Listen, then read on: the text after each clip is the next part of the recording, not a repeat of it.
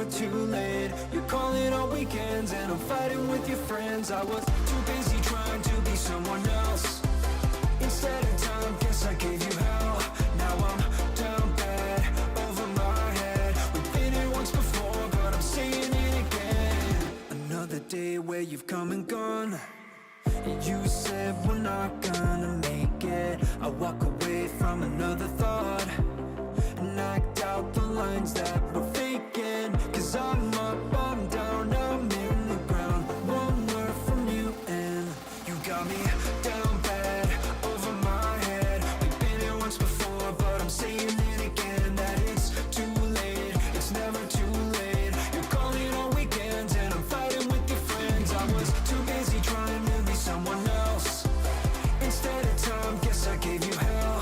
Now I'm down bad, over my head. We've been here once before, but I'm saying it again.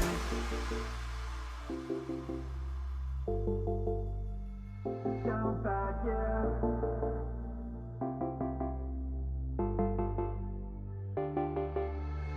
And I could be everything you want. I'm trying to see what you need from me this time. And I can be everything you wanted, but it's just not me. You got me down bad, over my head. We've been here once before, but I'm saying it again. That it's too late, it's never too late. You're calling on weekends and I'm fighting with your friends. Cause I'm up, I'm down, I'm in the ground. One word from you and you got me down bad, over my head. We've been here once before, but I'm saying it again.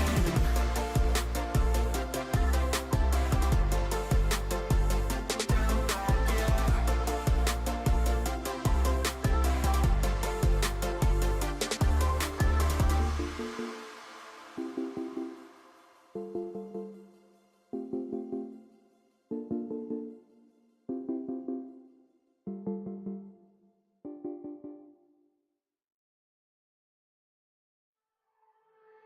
You got me down bad, over my head. We've been here once before, but I'm saying it again. That it's too late, it's never too late. You're calling on weekends and I'm fighting with your friends. I was too busy trying to be someone else. Instead of time, guess I gave you hell. Now I'm down bad, over my head. We've been here once before, but I'm saying it again. Another day where you've come and gone. You said we're not gonna make it. I walk away from another thought and act out the lines that we're faking. Cause I'm up, I'm down, I'm in the ground. One word from you and you got me down bad, over my head. We've been here once before, but I'm saying it again. That it's too late, it's never too late. You're calling on weekends and I'm fighting with your friends. I was too busy trying to be someone else. Instead of time, guess I gave you hell. Now I'm down bad, over my head. We've been here once before, but I'm saying it again.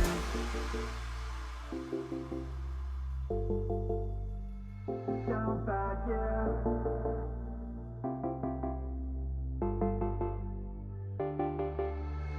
And I could be everything you want. I'm trying to see what you need from me this time. And I can be everything you wanted, but it's just not me. You got me down bad, over my head. We've been here once before, but I'm saying it again. That it's too late, it's never too late. You're calling on weekends and I'm fighting with your friends. Cause I'm up, I'm down, I'm in the ground. One word from you and you got me down bad, over my head. We've been here once before, but I'm saying it again.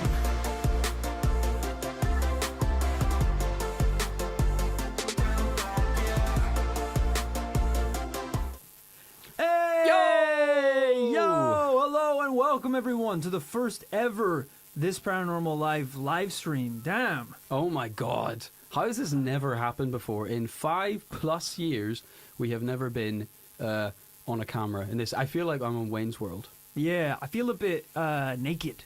I feel a little exposed. Usually we can hide behind the edits. We can hide our faces. There might even be some people, hell, there might be some people listening to this who have never seen our faces before. I didn't actually think about that. Yeah, we got the people, the good people behind the Lord of the Rings series, the Hobbit series, the CGI masters behind those masterpieces, kind of working on us right now, doing some live YouTube kind of stuff to just peel back some of the horrible, horrible onion layers of our ugliness and putting on the beautiful faces you see before us. I mean, Rory, you say you normally, or you feel a bit naked compared to usual. Normally, we don't have to wear trousers. Even to record the podcast. Yeah. We're hid, even if we do a video, we're hidden behind a desk, but right now we are bare in front of the whole world. I already feel like I'm being roasted because apparently my mic is bad. Oh. My mic is off already. You'll have some stat. Okay. All right, well, I'm going to need you to vamp, even though you're the one with the bad mic. That's what I do best, brother. Because I'm going to look into it. This is where I'm like, yeah, man, I can vamp, and what they hear is... Don't worry about it, guys. Hey, look, it's the first live stream, so yeah, there's gonna be a few hiccups. What did you expect, all right? I know you're thinking it's been 5 years. You guys should have nailed this by now. It should have sounded great by now. But we're learning just like you guys are learning, you know? Yeah, do you want to ask people what it sounds like now? What does it sound like now, folks? Because I just threw it up, and it sounds pretty fine.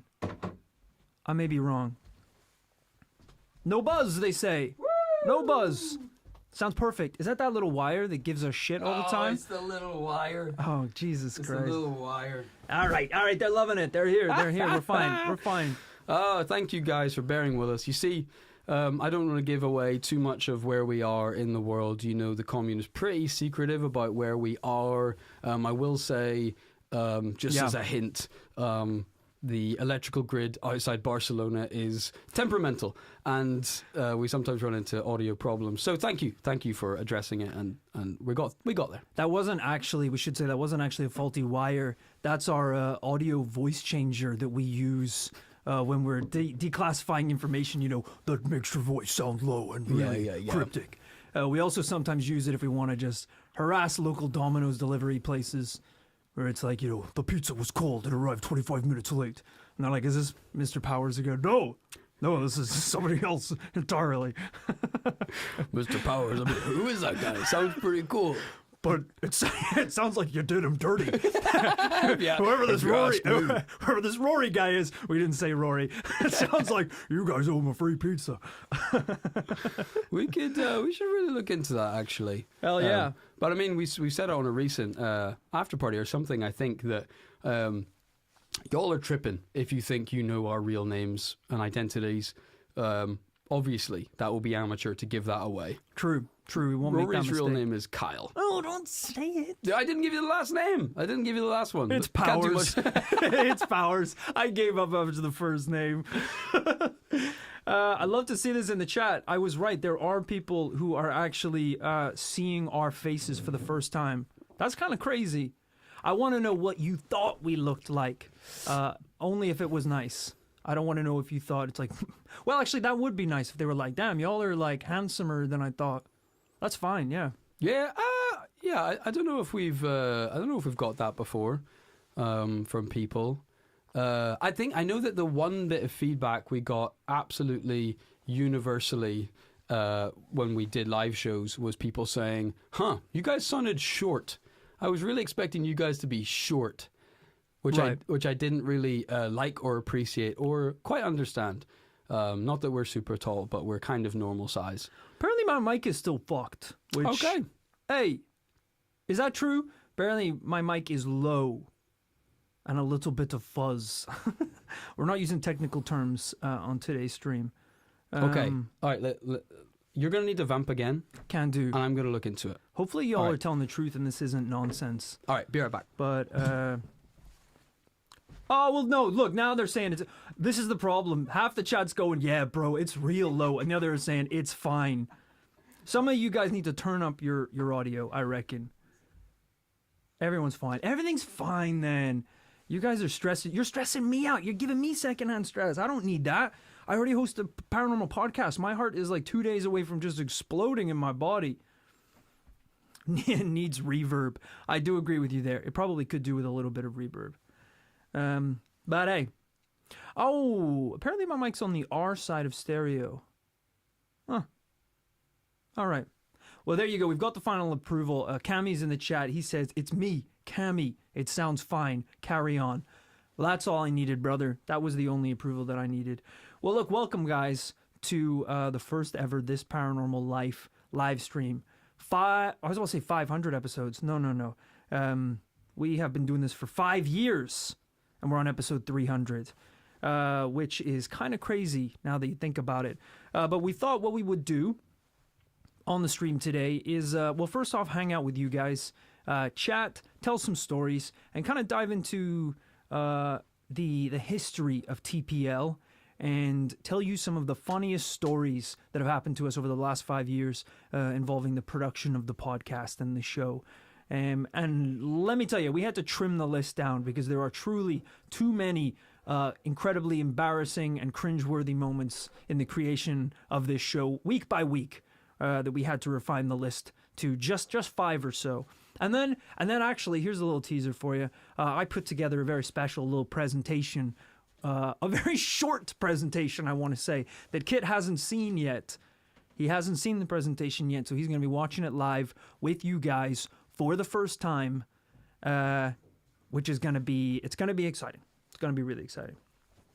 Is Kit doing shots? What did he talk about? Is Kit doing shots off screen? What did he talk? Yeah. So I'm just tearing into a little bit of the old Lombardi over here, guys. I didn't want to. What was it? Roy was talking shit about me, was he? No, just talking about the Gorilla Man while you were gone. Just real quick. Okay, I like to see. Thank you so much, Potato Brick. I've been doing a little bit of fiddling out the back here. Okay. And I think we are in a good place. But it sounded like you were filling the good people in on exactly where we're going tonight. I'll be honest, brother. The second you left, my eyes glazed over. I think I strung a sentence together, but I can't be sure. Let me tell you. No, today is going to be a fun little fucking day stream. It's going to be great. I think the first thing that we should talk about is what you pointed out, Kit, which is this son of a bitch. I mean, it's here, pride of place, right in the middle of the stream. Let's get into it. I don't know if Rory had seen this thing before today, but we sometimes mention on the show, we get sent cool stuff from time to time. And as you know, we don't give away our private Barcelona address. I mean, our private address that easily. So it's not that easy to send us stuff, but people still find a way. And this one came courtesy of... And I just read the note, and it was from a valued listener Pumpkin Jack de la Plaine. That's whose name it is. Thank you so much, Pumpkin Jack. I think we shouted you out in a shout out under Pumpkin Jack. Just racking my brain. But he sent us this quite a while ago. I'm not just being rude. I have talked to him since, but he sent us it quite a while ago. But we haven't been able to unveil it in the studio. Anyway, I'm rambling. It is a Lombardi Liquid of the Dead crystal.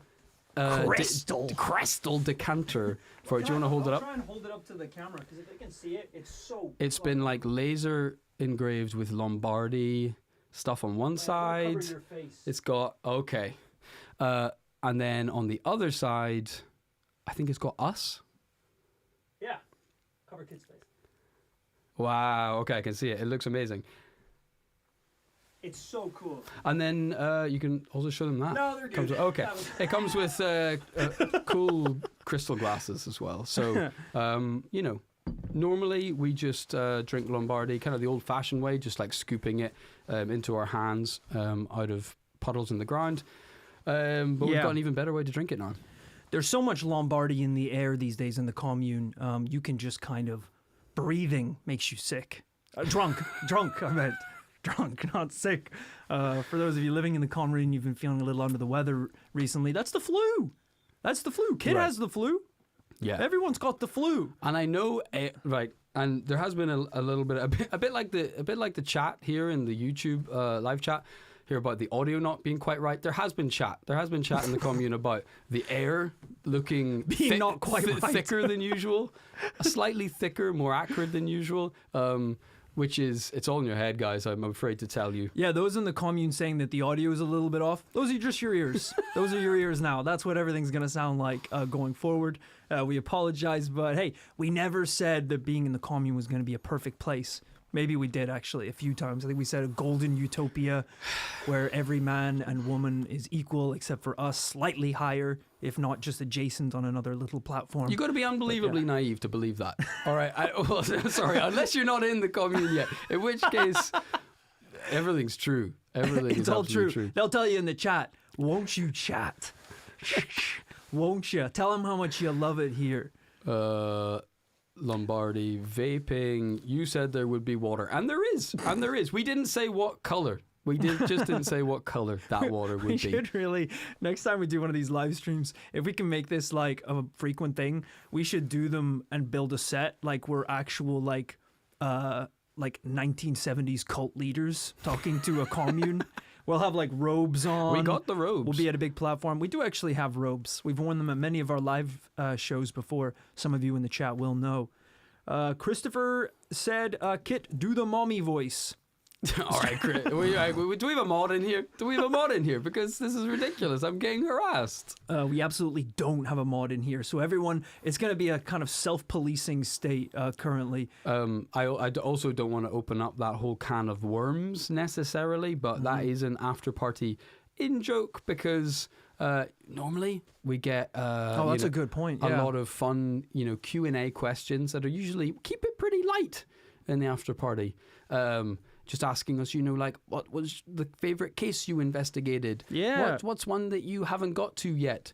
And then some joker-pilled deviant wrote in and asked, are either of you sexually attracted to any of the others' accents or voices they've ever done the show? Yeah. And it would have been bad enough if they left it there. But then they couldn't finish the email without saying, I, for one, have the hots for, quote, Kit's mommy voice. I think he said literally that he's down bad for Kit's mommy voice. Which I obviously refused to do on the podcast. Even when I asked, which I was a little offended. I just don't want to see, because I'm seeing a lot of requests.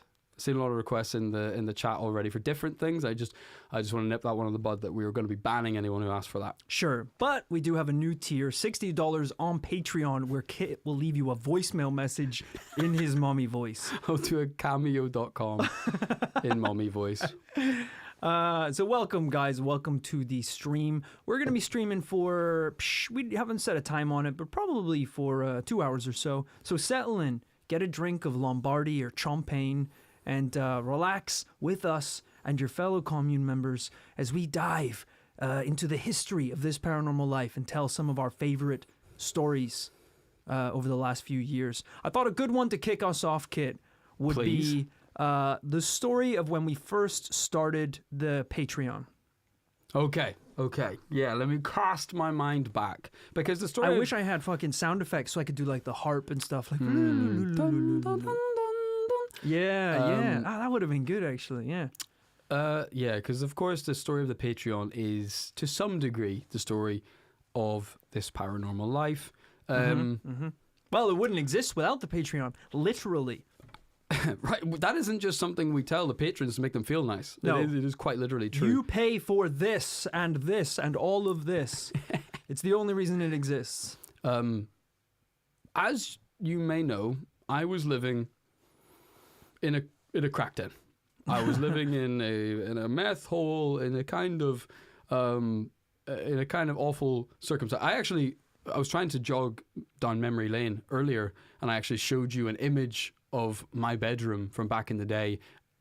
It was insane. you said it looks like a prison. It looked like a prison. You were living with so many other dudes as well. It looked like where the contestants were sent to sleep in Squid Game.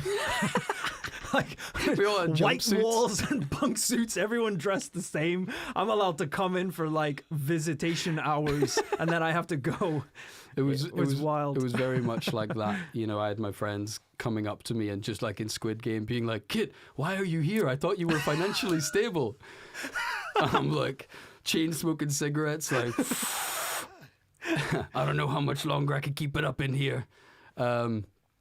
So these were the kind of strange circumstances the show was created in. But we started the show there pretty much in South London. You were living somewhere else, and I think we were 6 months in, I believe, because I think the show started in May. I remember the episode. It was specifically, I believe, episode 50 where we launched the Patreon. I think someone probably in the chat will correct even me, but we made it about 50 episodes in or so. We've been doing it for a few months, and we were kind of like, look, we were both working full-time jobs, so we would finish work, get home for about 7, eat whatever we could just find on the way home, and podcast from about 8 p.m. to midnight. Right. You know, Rory loves to talk about meal deals. So where do you think he got that taste for meal deals from? It was on the ride home. It's like the guys who served 20 years in prison and now they love ramen. It's because ramen was all they had and ramen was all they could afford.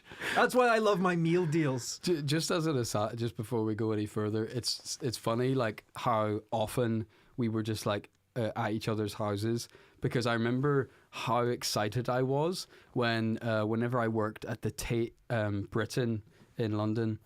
I found out that the bus stop, the actual Tate Britain bus stop in London, it had a bus that just went door to door. It took like an hour and a half, but it went from door to door right to your house. Wow. Yeah, well, I won't give it away, but is that the C10? It doesn't matter. Yeah, I think Bro, so. Shout out to the C10. Yo, shout out C10 boys. That bus is the reason this podcast exists. None of that Patreon bullshit. But it dropped me door to, and I was so, yeah. It just sums up how depressing my life was, that I was so excited to get a bus that went from one job to the next job or whatever, straight to Rory's house. Now I'm happy if I can get a British Airways flight that gets me into Belfast at a nice time. Because that was literally, I would get out of work and then I would just, there was a Sainsbury's right at the bus stop, and I would just like go in, get a pasta pot, hop on the bus and just prep the script for that night's like episode. It was so grim.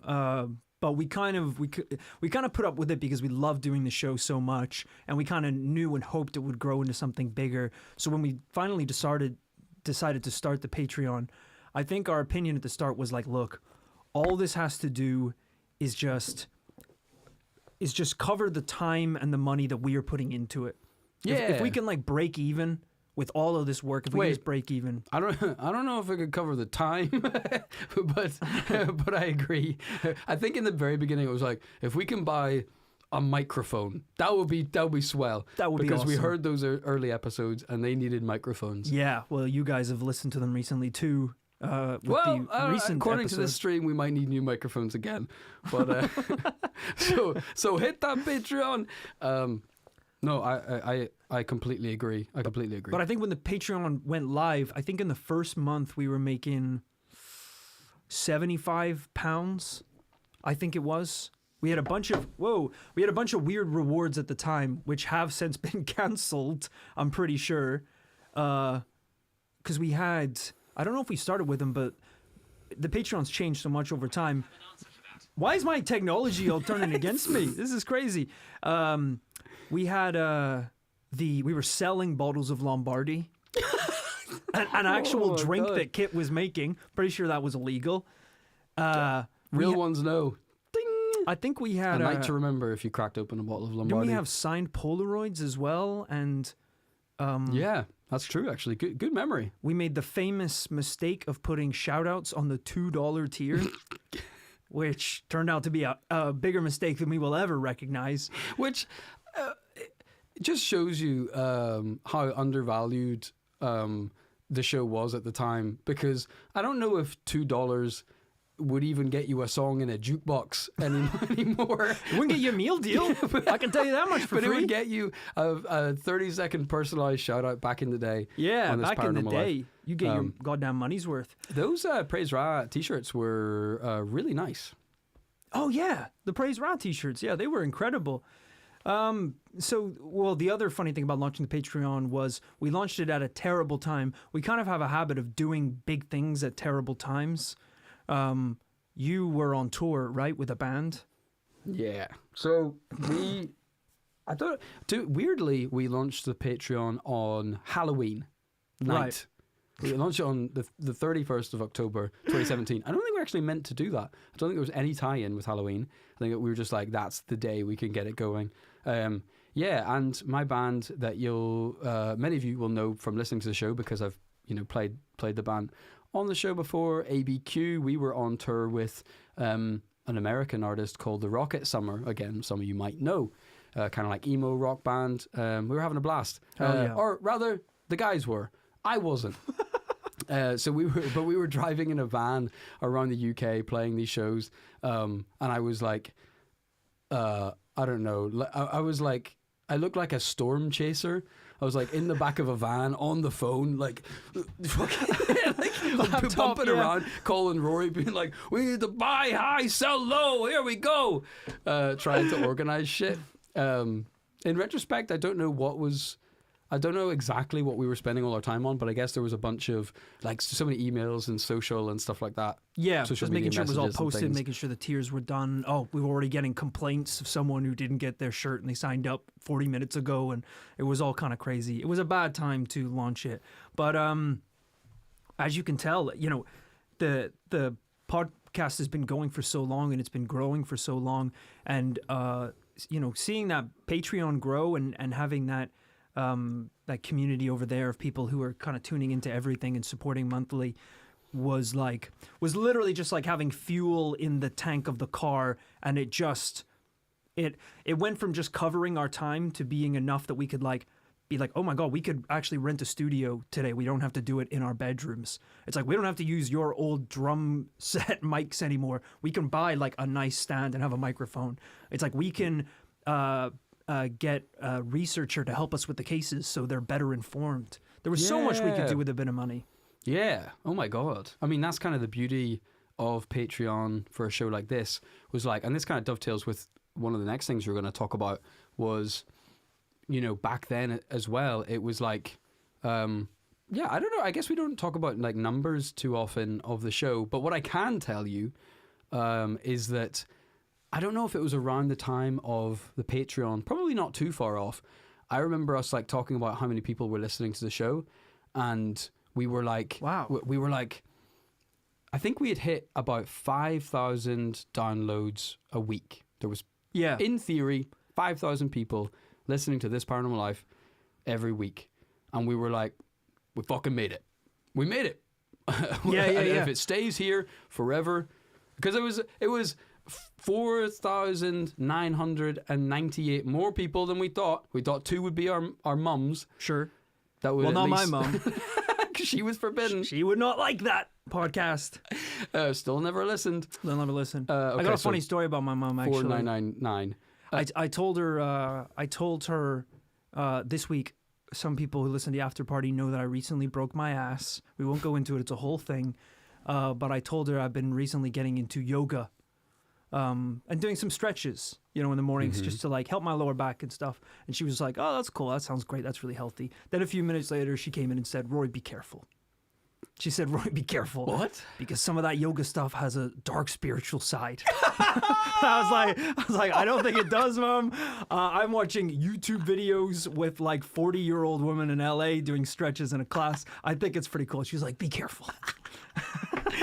It's yeah. I mean, we do have a long history on This Paranormal Life of our mums not being down with it, but because we have, well, your mum is Irish and Kiwi, but my mum is just Irish. But yeah, Irish mammies not into the paranormal. Not into it. Well, weirdly into the paranormal, Yeah. but like scared of it. That's the bit they're into. I think your mum is weirdly into the paranormal. Mine's just into Jesus, which I guess he's kind of paranormal, so that counts. He did a bunch of if weird you're shit. scared of it, that means you somehow believe in something. I guess, yeah, that does make sense. By definition, you have to believe in it. Because I think I've got to the point, which it makes sense as a 30-something-year-old man, that like I've passed the point of like trying to hide anything about the podcast from my mum, and I just troll her now. But like she came to our Belfast live show. Yeah, it was very awkward. And no, it was fine. It wasn't. And I did a whole like 7-minute bit about masturbating using a PSP PlayStation. Not using it, No, downloading not porn to a PSP. Yeah. And then I was like shaking hands afterwards, and then Kit's mum is in the line, and she was just arms folded, shaking her head. No, she wasn't. But Rory, I don't appreciate the bit you did about the PlayStation. I'm that so was sorry, that Joan. was in your head. I'm so sorry, Joan. But yeah, I trolled her by telling her about the time we did a Ouija board. Yep. For the podcast, I told her about the voodoo doll, Cursed doll. the time we summoned a demon live on stage in London. Sure. What What was not his happy name? about any What was of the it. demon's name? Payman. Payman. That's right. Yeah. So yeah. Didn't show. Unreliable. The funny thing as well about your mum having a problem with yoga is we were talking earlier today, and on a completely unrelated topic, I was like, man, that's so cool that your mum doesn't mind that you own a motorbike. That's great. She should be more worried about the motorbike than yoga. That should go without saying. I feel like most mums would be like, no, motorbike, it's fast. It's dangerous. If you fall off, you could hurt yourself. She does not care because she knows that I'm safe in the arms of the Lord. As long as I'm riding that bike to church every Sunday, it is all fine in her book, let me tell you. We are getting some great chat here. I am absolutely cracking up at this. Some people said, be careful of yoga. It's a gateway exercise. To what? Jacking off with your PSP, apparently. Yeah. What did someone just mention? Something about us summoning. Carboni's in the chat. Welcome to the stream. I loved your Cryptid Valentine's Day artwork so much. It was so cute. But she asked, was your mom cool with Pokemon?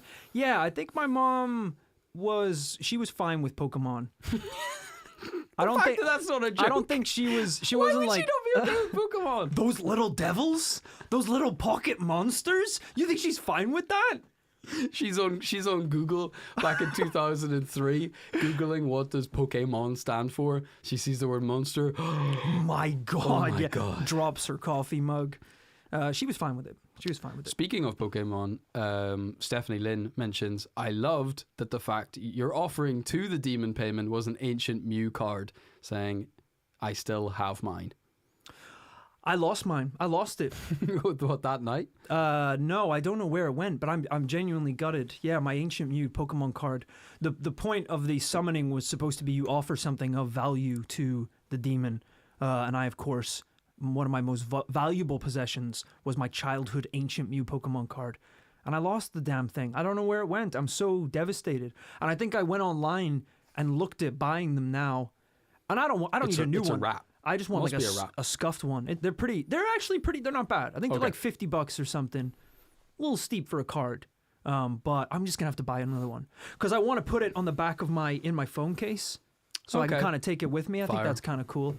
You know, I was always a shiny Charizard guy, but they're just thanks a lot, Logan Paul. I ain't getting one of those now, am I? Thanks, Biden. Jesus. Good luck getting your hands on one of those. Inflation, right?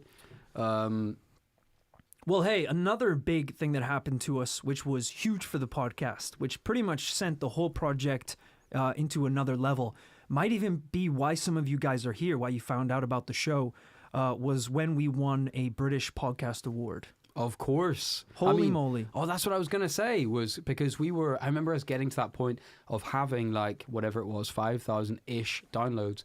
And we thought we were all set. And... you know, we kind of hit that point where it didn't like change that much. Yeah. Because after you've been going for a while as a podcast, there's kind of, it's kind of still the same way these days. There's kind of not that many reasons for, especially when you don't do guests, there's not many reasons for that to ever really change unless you get a review somewhere or something like that. Sure. And then I don't know where we got the confidence from with those old mics and those squeaky voices to enter the British Podcast Awards, but we did it anyway. And then... we blummin' won the thing, and then I mean, there's more to get into there. But that was the second year we were nominated. We got nominated the first year for I think like best new podcast because we had just come out in the last year, and then we got nominated that second year for best entertainment podcast. And at that point, I think we were pretty confident we weren't going to win, but we were kind of just excited about. You still get a bit of noise and a bit of hype, and it's fun for us, you know, to like dress up and pretend to be normal people and go to these awards.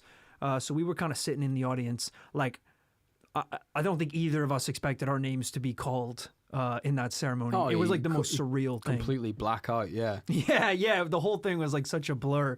And speaking of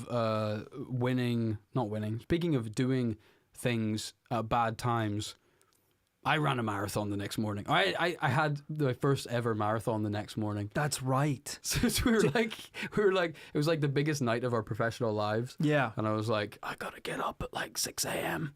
And it was so wasted on us. We were like in a room with like all of the UK's biggest podcasters. You know, you'd be standing beside, I don't know, James Acaster or something, and Kit was like, "Yeah, I'm gonna call it." Like, I think you also weren't drinking at the time, and so they were like, "Champagne, sir," and you were like, "Nah." you were like, how dare you? How dare you? I just Googled it. I think Michael Sheen was there. There was like some celebs. Insane. We were just like, I think, young and nervous at the time as well. Not that we'd be totally different now, but we went to the Irish Podcast Awards. That was the most recent one we were at, and already felt like way more comfortable just chatting with strangers, having fun. But we were very nervous that first podcast awards. Oh yeah, now we've got that like middle-aged, red-faced dad at the pub energy when we're at a podcast awards. We're like, we've been here so many times. We're just like, so we're just here to have fun. Oh, thanks for inviting us. yeah. Just like giving everyone a big pat in the back. I'm just so proud of you. I'm just so proud of you, lad.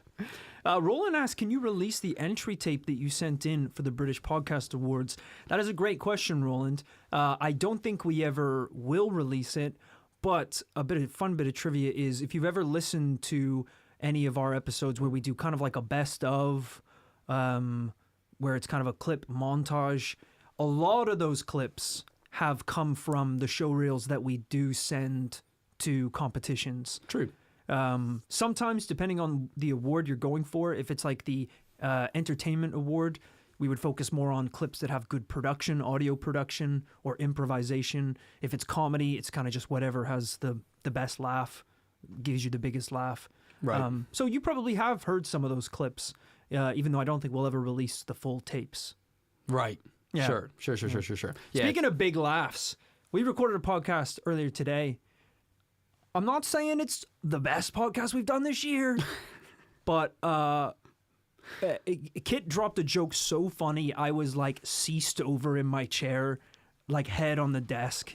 I was cracking up. That was a great podcast. It was a good podcast, and I think fuck it, we got 320 real ones here in the chat. I think we just tell them the idea for a pod that came out of that podcast. Oh, should we? That's really going to hold us to account. Yeah, we got to do it. What, the Furby one? Yeah. Okay. We want to...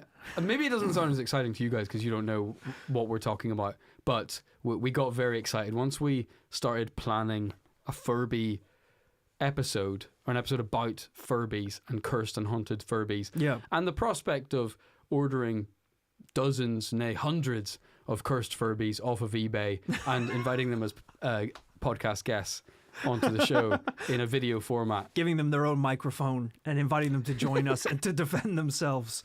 I think that's definitely going to happen. It's too funny an idea not to happen. That episode we recorded probably won't be out for a little while, which is strange to think about. But hang in there. You've got a bunch of great episodes coming your way this month. It's going to be so good. It's very true.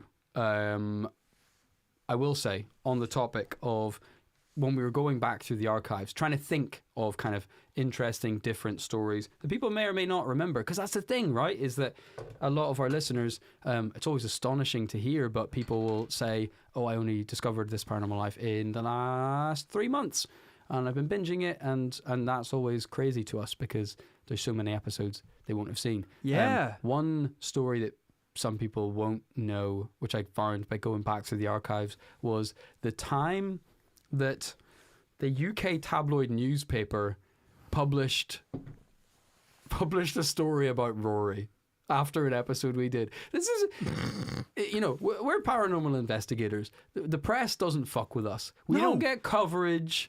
It's fucking Twilight. We're the vampires, they're the wolves. There's a treaty line and we do not cross it. Yeah. And I think I have the headline in front of me. the Daily... In the context of this story, I should have flipped it and said that we're the wolves. So the Daily Star newspaper posted this online. Headline: Weirdos watching tutorials to shapeshift into animals for, quote, dark reason. And then they posted this, as if that wasn't bad enough, they pulled a selfie that Rory took in his bathroom from his Instagram and posted that along with the headline. So intrusive. I felt so bad. Didn't contact me, didn't ask for a photo. I think I had just bought my first Henley. And I took a picture and I was like, I didn't know what a Henley was called. So I was like, what's the name of this shirt? I like it. And posted the picture. And next thing I know, they're calling me a sex wolf on the internet. It was the unintended consequence. Rory watched one Ryan Gosling movie and was like, I've got a new look I want to try out. I will say, this was mid-lockdown. That is the wolfiest I've ever looked. So they did. They couldn't believe their fucking luck when they came across that photo. They probably just Googled wolf boy and that came up. They also put him side by side with a wolf. The other photo was of a wolf. Yeah. But fucking brilliant that one of the only times we've ever got press is a photo of Rory and then the headline, Weirdos watching tutorials to shapeshift. It's worse as well because somewhere in the text they subtly imply that me and the weirdos are changing into wolves to have sex with wolves. Well, we probably did imply that in the episode. It was your episode. I didn't even host the damn thing. All I said was, I think I came off quite good in it. I think the quote that they pulled from me for the podcast was like, "Hey, whatever you're into, as long as it's not hurting yourself or hurting anybody else." I was like, "Go for it. Pretend to be a wolf." And don't have sex with wolves. I don't care though. They were like, certified freak, print it. You gave this long speech. I believe in the future people will be able to love who they love. He fucks animals. Let's go. Yeah. It's great. I think you can still find that article online. I definitely recommend you looking for it if you want a little laugh. As we say, sadly, one of the only times we've ever got press. Yeah, it's a shame. The only times that we ever get press for This Paranormal Life are whenever we're talking about having sex with wolves, and also whenever we're doing any sort of live performances. Sure. And that's another good thing that we'd love to talk about, because that was another milestone that we did with the podcast, which was doing our first ever live show at The Vaults, which is a venue in London, in Waterloo. Hell, maybe some of you in this chat were actually at that show. And you will know just how wild it was.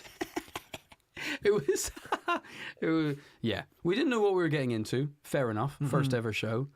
And what a bang we went out with. Yeah. The best slot we could get, I think, was maybe a Friday at like 10 p.m. The show was like 10 to 11. I mean, that's a rowdy slot. Like, you make it sound like that's a Tuesday night. Oh, man, the best we could do was, I don't know, Saturday night, 9 p.m. Midnight. And they were basically like, you're going to do the show. The show is going to end, and we're closing. Right. You have to get out.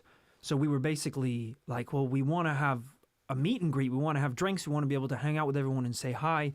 So what we did, and what we've never done since, because of this day, was we told everyone, hey, let's have the meet and greet before the show. The bar's open from like 6, so let's all just hang out, get drinks, chat to each other. We can like take pictures and sign stuff, and then we'll do the show. The meet and greet went great, a little too great, because by the time 10 p.m. rolled around, you had the rowdiest hall of drunken paranormal pirates. Lunatics. Not even listeners anymore, just pirates. It was the Wild West. I felt like a fucking GCSE maths teacher with 1,000 students trying to keep everyone in line and like hold the line at the gates. Sit down. I felt like a hobbit at the fucking gates of Mordor. To give it an idea of how not in control of this evening we were, we're at the bar obviously shooting the shit with everybody. People are doing shots, losing it, and then the staff are like, all right, the show's about to start, everyone into the venue. We were at the back of the queue. We were like, it's our show. It's our show. You need to let us in. They're like, you see tickets, mate. You see tickets. Show's about to begin. It's like, I'm trying to get on top of this thing. The best thing we did as well was we told everyone who was coming to the show to mark their hand with an S, the S. Oh, yeah. And we need to do that again because it just meant like we had people coming to the show who were by themselves, who had never gone to a show before, but you could spot podcast fans from like a mile off. You just looked at their hands, and it just meant everyone was mixing and talking and boozing and having this great time. And famously, just to give you an indication of how wild that night really was and really became, famously, that is the night where a group of members of audience members went home afterwards and had an orgy. Look, we wish it wasn't true. We don't condone it. You know, we want people to have fun and be safe. Yeah. We're just stating the facts. That's how rowdy it got. No judgment here. I declined. I was invited. I wasn't invited. I was invited pre-show, and I thought it was a bit. And then don't ask me how I know it definitely happened. But a few days later, the person messaged me and was like, "Yeah, we had the orgy, by the way." I think we wow. got a post orgy email just being like, "Yo, shout out." Yeah, I had a great night. It yeah, was we're hey, happy for you, happy for you. Yeah. I mean, I also don't want to say, give another clue for how in control of that night we were and how rowdy it was, but I don't know whose idea it was, but Gav Murphy was also in control of the sound and lighting. I don't know whose idea that was. Probably Gav's. I think it was mine. I think I was like, I don't know anyone else who's played at the Vault before who knows how to use the sound booth. But I think Gav had been drinking during the day, so he turned up for the show like with everyone else, probably S on the hand. He's like, I gotta bounce, guys. I got an orgy in 45. I'll do some knobs, but I gotta do some other knobs later. So I'm of course joking. Gav obviously did us a massive solid. Beyond by doing that. And actually, the more I think about it, the more I think, unfortunately, we can't afford Gav for kind of every show. No. So it's not really, he's kind of out of our pay grade, but Gav is exactly the type of person you would want as your sound man or roadie. Your because road guy, anyone yeah. tries to fuck with you, Gav will have them in a headlock. Yeah, and he'll always be that guy that's kind of like smoking a cigarette, like, anything you need, boys? Yeah, sort out, mixing with everyone, cheering people. And, yeah, I could kind of see him in like a Del Boy fur coat. Yeah, it all comes together. So it was a... I mean, the other funny story, what are you laughing at? I'm laughing at Simon Payne wrote in the chat, it was such an amazing live show. I remember you guys coming out dressed as Neo from The Matrix. I laughed so hard and I was so drunk. I was so drunk. Amazing. I think we've come out to almost every show. For those who haven't seen the live shows, we've come out to every show in either Neo coats or black robes. And always doing karate. Doing a series of martial arts demonstrations. Soon, probably on the next tour, during that intro sequence, I will incorporate the backflip. You won't. At some point. You will not. I didn't get down, by the way. I didn't get down to practice at on my new mat. Just for those keeping up to date with Rory and his backflip progress, I've just been stretching, doing a bit of the devil's yoga. But I haven't been doing... Right. Haven't actually flipped yet. Yeah, he has to wait for his mum to leave the house. He turns off his phone, makes sure she can't interrupt him in the middle of it. Because if she comes in and I'm perpendicular, there's going to be some holy water and some Bible verses. All right, so... Chrissy Lang says, that backflip live show will be Rory's funeral. Couldn't agree more. The one other story I will say about the first live show was I remember just the little bit of bitter sweetness about the whole show being that coming off stage being like on such a high, adrenaline high, everyone cheering so much and just having a great night. But then talking to my now wife Danielle and being like, how was it? Like, was it okay? She was like, yeah, it was great. And I was like, I just got so thrown by those hecklers. Like, where did they come from? Like, I know the people were like drunk and rowdy, But like, it sucks that like someone would listen to the podcast and pay money to come see us and then just like shout at us and like The whole time, and yeah. say like not funny and stuff. Like they said something like next joke or something like that. Kind of threw me. And Danielle was like, "That was Peter. That was your best friend, Peter." I was like, "Oh." Yeah, he's like, he was the drunkest of them all, like heckling the entire show. It was like, oh no, all the podcast listeners were angels. It was all our best friends were like, "Wanker, get on stage." We've had it's the same with RKG stuff. It's always like the crowds. Anytime we've done live stuff, the crowds are always amazing. The fans are amazing, and then all the dickheads at the back that won't shut up are all of your friends you invited who don't give a shit. They're just like, we're just here to drink and chat and just have fun. It's like, yeah, but everyone else is pretty into this thing, so shut the fuck up. It's crazy. So we live and learn. We haven't done a pre-game hangout at a live show since. Not necessarily looking to repeat it. I don't think. Pre-game hangout? What? What do you mean? We haven't drunk with everybody before the show since. Oh, pre-show. Yeah, no, not pre-show. Post-show we do. Post-show? But post-show we get litty. We absolutely turn up to 1,000%. The London show famously. Oh my God.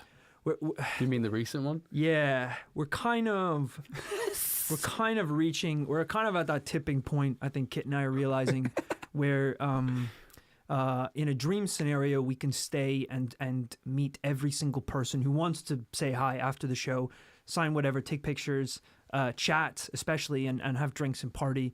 I think famously the London show, the meet and greet afterwards was longer than the entire performance of the show. And then the second bar we went to after the first bar was probably longer than the performance and the meet and greet. The whole night. No one can criticize us for ducking out early. We stayed till I think there was literally maybe one podcast listener, one ticket holder left at the end of the night. It was like, I gotta go, and we're like it's 4 a.m. Like, you sure? We're still going strong. We're still going. You want to hear any more stories about the show? Hey, get back here, you little son of a bitch. We're gonna hit the McDonald's if you want a McPlant. Yeah. There's some great questions here in the chat that we'll rattle through really quickly. Charlie Digby says, how did you get your first few initial listeners? He said it in all caps, so I assume this is important. Charlie, we had quite a rigorous release plan when we first launched this podcast, which included releasing 3 episodes all in the same day for a multitude of different reasons. So I would say if you're someone who's interested in releasing a podcast, do a little research about how the algorithm works and the best way to launch, because that first week or 2 weeks that you have is really pivotal and important. And if you do it right, you can, like we did, kind of work with the algorithm in a way that your podcast meets as many listeners and new ears as it can in those first couple of months. It is very true. Whatever ones we got in the first while were kind of it. And then that's what I was saying earlier, was then we were highly fortunate to, then once we had our little starter community, once we won the British Podcast Award, then, once we had something to be proud of, they stuck us on the iTunes or the Apple Podcast homepage, and then things like doubled there. Yeah. But in general, like it's always been like kind of a slow grow for us, hasn't it? Really, it's kind of the name of the game. Is just the real fight is turning up every week, and not to make it sound like torture, Rory. The real joy is turning up every week. No, it's making sure that you're there, you're consistent, and your podcasts are good, and it's quality, and you're saying something that people want to hear, and you're having fun. But I'd say, which I think the advice we've always given to people who want to start their own podcast is cliche advice, but don't do it for the numbers or the hopes it'll grow. Do it about something you really love, and you'll be happy doing it every week if there's 5 listeners or 500 listeners. That's all I'll say. The man has spoken. Some more great questions, which I can't give solid answers to. Okay. But a lot of people asking about the possibility of US tours happening in the future. Guys, you're probably sick of us giving you the same old answers and the same old runaround. but hold on just a little longer. Hold on just a little longer. I think you got to trust us to when we tell you that when the time is right, you'll know. You'll know. Don't worry, when we're doing the U.S. tours, and there are plans and hopes to do them, and even further abroad. It's just a bit of a complicated thing that requires a lot of moving parts. But it's never been closer to happening. We had a meeting about it just last week with the people who make it happen. The AKA shadow organization, Joseph Biden himself. Yeah, Kid and I are just kind of meat puppets. You think we're the ones telling you what's going on every week? No, we're just someone has their hands up our asses and does this every Tuesday for an hour. It's happening. It's happening. But we're coming over. That's for sure. Julia Wenger says, I think I found the podcast like a week after the first release. That is crazy. We did meet some people at the live shows who said they had been listening since they were in like high school, and they had then finished high school, finished university, and now had their first job all in the span of those 5 years. Right. Yeah. Really crazy I think stuff. I remember someone saying they were like, I started listening, like this grown man was like, I started listening when I was 13 years old. I was like, hold on a second. Let me crunch the numbers here. I think we need to investigate you because there's something ain't right. So someone was 18, I guess, was the moral of that story. The one I always love that people say, which is always cute, and I love being able to tell them, is they're like, I'm almost a day one listener, Rory. I started listening on episode 3. Oh. Because then I go, I got good news for you. The first 3 came out in the first day. Yeah. It's just like, you are a day one listener. And also, episode 3 was the first episode. Oh, that too. So technically, if you listened since episode 1, you were actually a couple episodes late. No, don't listen to him. You're not a real true fan because there were actually one recorded before that, as you know now from listening to hopefully episode 300. There's some great chat. Oh, thank you guys so much for joining us. We kind of didn't really know what to expect doing the live stream for the first time. But this is fantastic. Yeah, it really is. This is, we should have done it sooner. Someone asked actually earlier, apologies, I might not be able to find it quick enough, but someone asked about, are we going to do anything in our, oh, here we are, Tubulin. Will you guys ever do something more with the Commune VR art gallery? It was a blast that one time. Oh! And not everyone will even know about this. The VR art gallery. It's so funny how we're like making this list of all the things we should talk about, and there's so much weird shit that we've done over the years that I've completely forgotten about. Yeah, totally. The VR art gallery, I wonder if it's still live. It must be. It must be. I mean, I think it's really busted now. I think some of the art has unlinked. For those who don't know, all right. What smartass has already posted the Wolf article in the Facebook group? Roland Montgomery, you and Stephanie, you sons of bitches. They work fast. They work fast. For those who don't know, before VR was cool or uncool now, I don't know what it is currently. It's just nothing now, Nothing. I think. Kit and I spent an entire weekend building we were like, wouldn't it be funny if we kind of built the commune but in virtual reality so people could go and visit it on their desktops and like chat from anywhere in the world and hang out. And then I was like, hey, I'll do one better. What if I build an art gallery filled with a fan art that we've been given and sent, and then people can go look at the fan art in VR. And then I got really carried away, and I was like, also, we'll make a screening room where people can sit and watch videos of this paranormal life. And we built it, and we posted it in the Facebook group. I think one night we had a hangout where people could pop in and out, and like you could turn your mic on.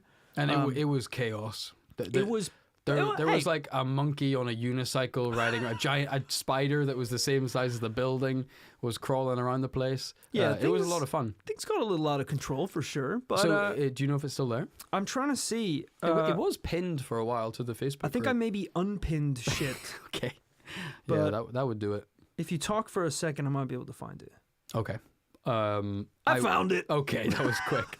I'm certain it still works. Because you could use it on your browser as well. Yeah. It was an app called Mozilla Hubs. It's not even an app. You just go on Our the browser. website. Yeah. Unable to connect to this room. No! Unfortunately, Okay. it might be gone. All right, it has been a few years. Maybe we need to go in and reactivate it. Damn, yeah, possibly. But yeah, that was always a cool idea we wanted to do, where we could, like, even on a Patreon tier, offer a virtual hangout that wasn't just a live stream. It was like a place you could move around, a little avatar or something. Yeah. A bit too big a dream for, I think, the team that we had at the time. But hey, maybe in the future at some point, that would be fantastic. Absolutely. Next time I, which happens reasonably often enough, next time I break a limb and I'm just like stuck on the sofa for a few months, hasn't happened in about Sounds a like year. you're planning on it, which is a bit worrying. Next time I have some downtime, I'll hop on Mozilla and build the commune. We got a great comment here that said, from Christina, saying, please do more of the video clips. I miss those. Well, we got good news for you. Great news, Christina. There are going to be more video clips. There's going to be a lot of video clips coming in the next few months this year. Yeah. Because one of the big things that we've been doing and working towards this year is actually, I mean, we talked about it in the podcast. We did a big call out where we've been looking to hire a video editor / podcast editor to work on the podcast, to not just edit the show, but also create clips, create long form video, which is one of the reasons we brought you guys here to the YouTube. Because if you haven't already, make sure that you do subscribe to the YouTube, because we're going to be posting weekly, bi-weekly, maybe even more frequent clips. So all of your favorite moments that really made you laugh in that week's episode, they'll become even easier to share with your friends and your family, and kind of like a virus. Have you seen The Last of Us? No, stop. Kind of stop, spread stop. this toxic One of the information like a saddest virus. TV show, allegedly, in history. Well, I don't think we want to align ourselves with that. But Sure, maybe that was a bad analogy. no. You ever played Resident Evil, Kit? Okay, one of the corniest and scariest things, which maybe isn't a bad comparison. Yeah. But no, I can't wait to be... we're always surprised anytime we come onto YouTube. A few people have mentioned it, that things have been so quiet on YouTube. But we were busy for a while, and it is going to pop off in a big way this year. There's a lot of, we've been doing clips. I mean, we were very ambitious. We started doing clips originally. The YouTube's a funny one to talk about. The earliest videos on this channel were recorded with just 2 iPhones. Right. That we put on a tripod and just hit, and you can see. You know that it's not much more than that. Yeah, no one's like, what? I thought it was a Project Red, or not a Project Red. I thought it was a Red camera, bro, a Black Magic. They're really dumb videos, but some of those clips, it's kind of funny if they weren't turned into videos and put on YouTube. I probably wouldn't have remembered them, and I wouldn't be able to find them so easily. Like there's one video that's the it was in the episode about the guy who sells his soul to the devil. Right. And we make this joke about a country music singer who can't stop singing about the devil. And we do a bit of a back and forth between like the studio guy who's like, all right, run it back one more time. Just try not to say anything about the devil or say anything satanic. And that ended up being broken out into a video clip. And I know it now, and I've shared it with people because it was a video clip. So hopefully we get to do a lot more of that, because that was a lot of fun. It's so much fun. No, 100%. Oh, man. What else have we got? When are you guys doing a live ghost hunt with 5 question marks from Lone Wolf Heart? That one, I will say, I'm not gonna lie. We haven't got a hard date, but there has been talk. There's been talk. It almost happened. It actually almost happened for Episode 300. Is that what that was going to be? Was No, it was going to be for Halloween. Yes, it was going to be the Halloween special. Okay. We ended up going to all of the haunted pubs in London, which was great and came out really well. Even though the day was quite stressful, the episode came out really well.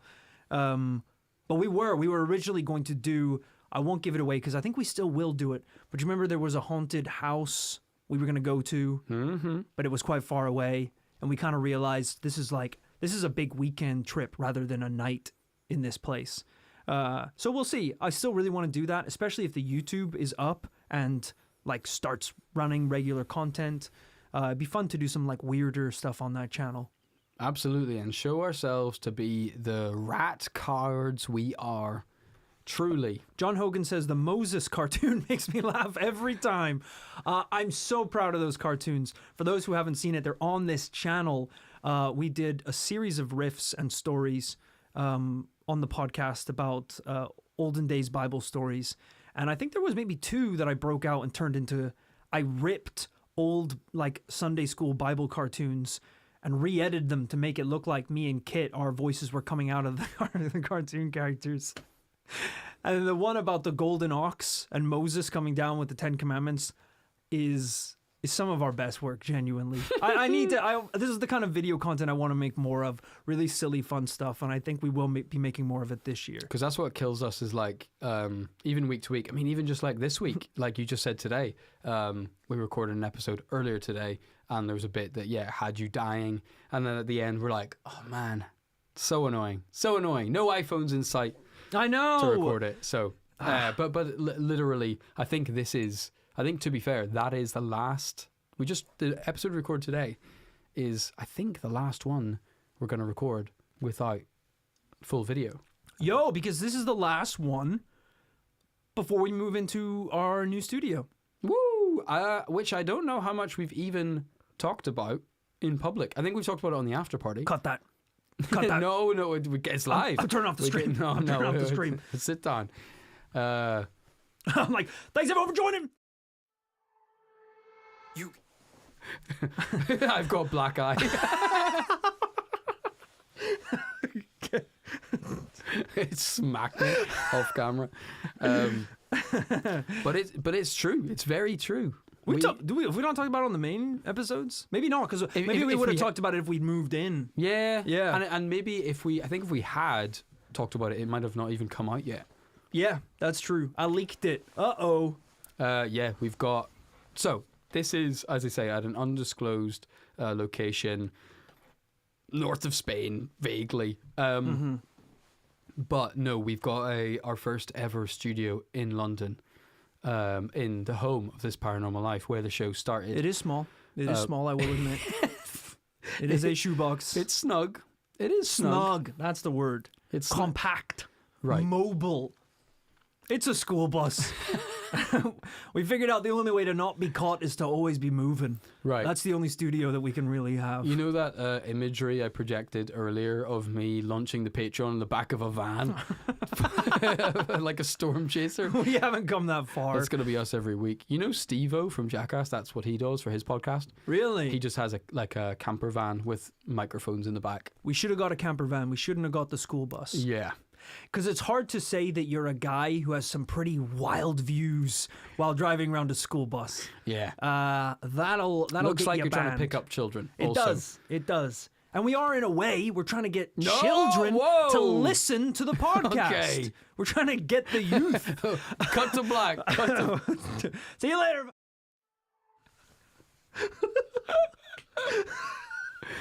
Woo! We're kidding. The studio's great. We're really excited to move into it. We're going to be moving all this gear and everything and having a full setup and building like a set. And that's where all the video content is going to come from. We're so excited about it. We really are. It's just these steps that we're taking towards making the show even better. And it's kind of crazy, you know. For some people, 5 years is a long time to be doing something before getting a studio and hiring like an editor and stuff.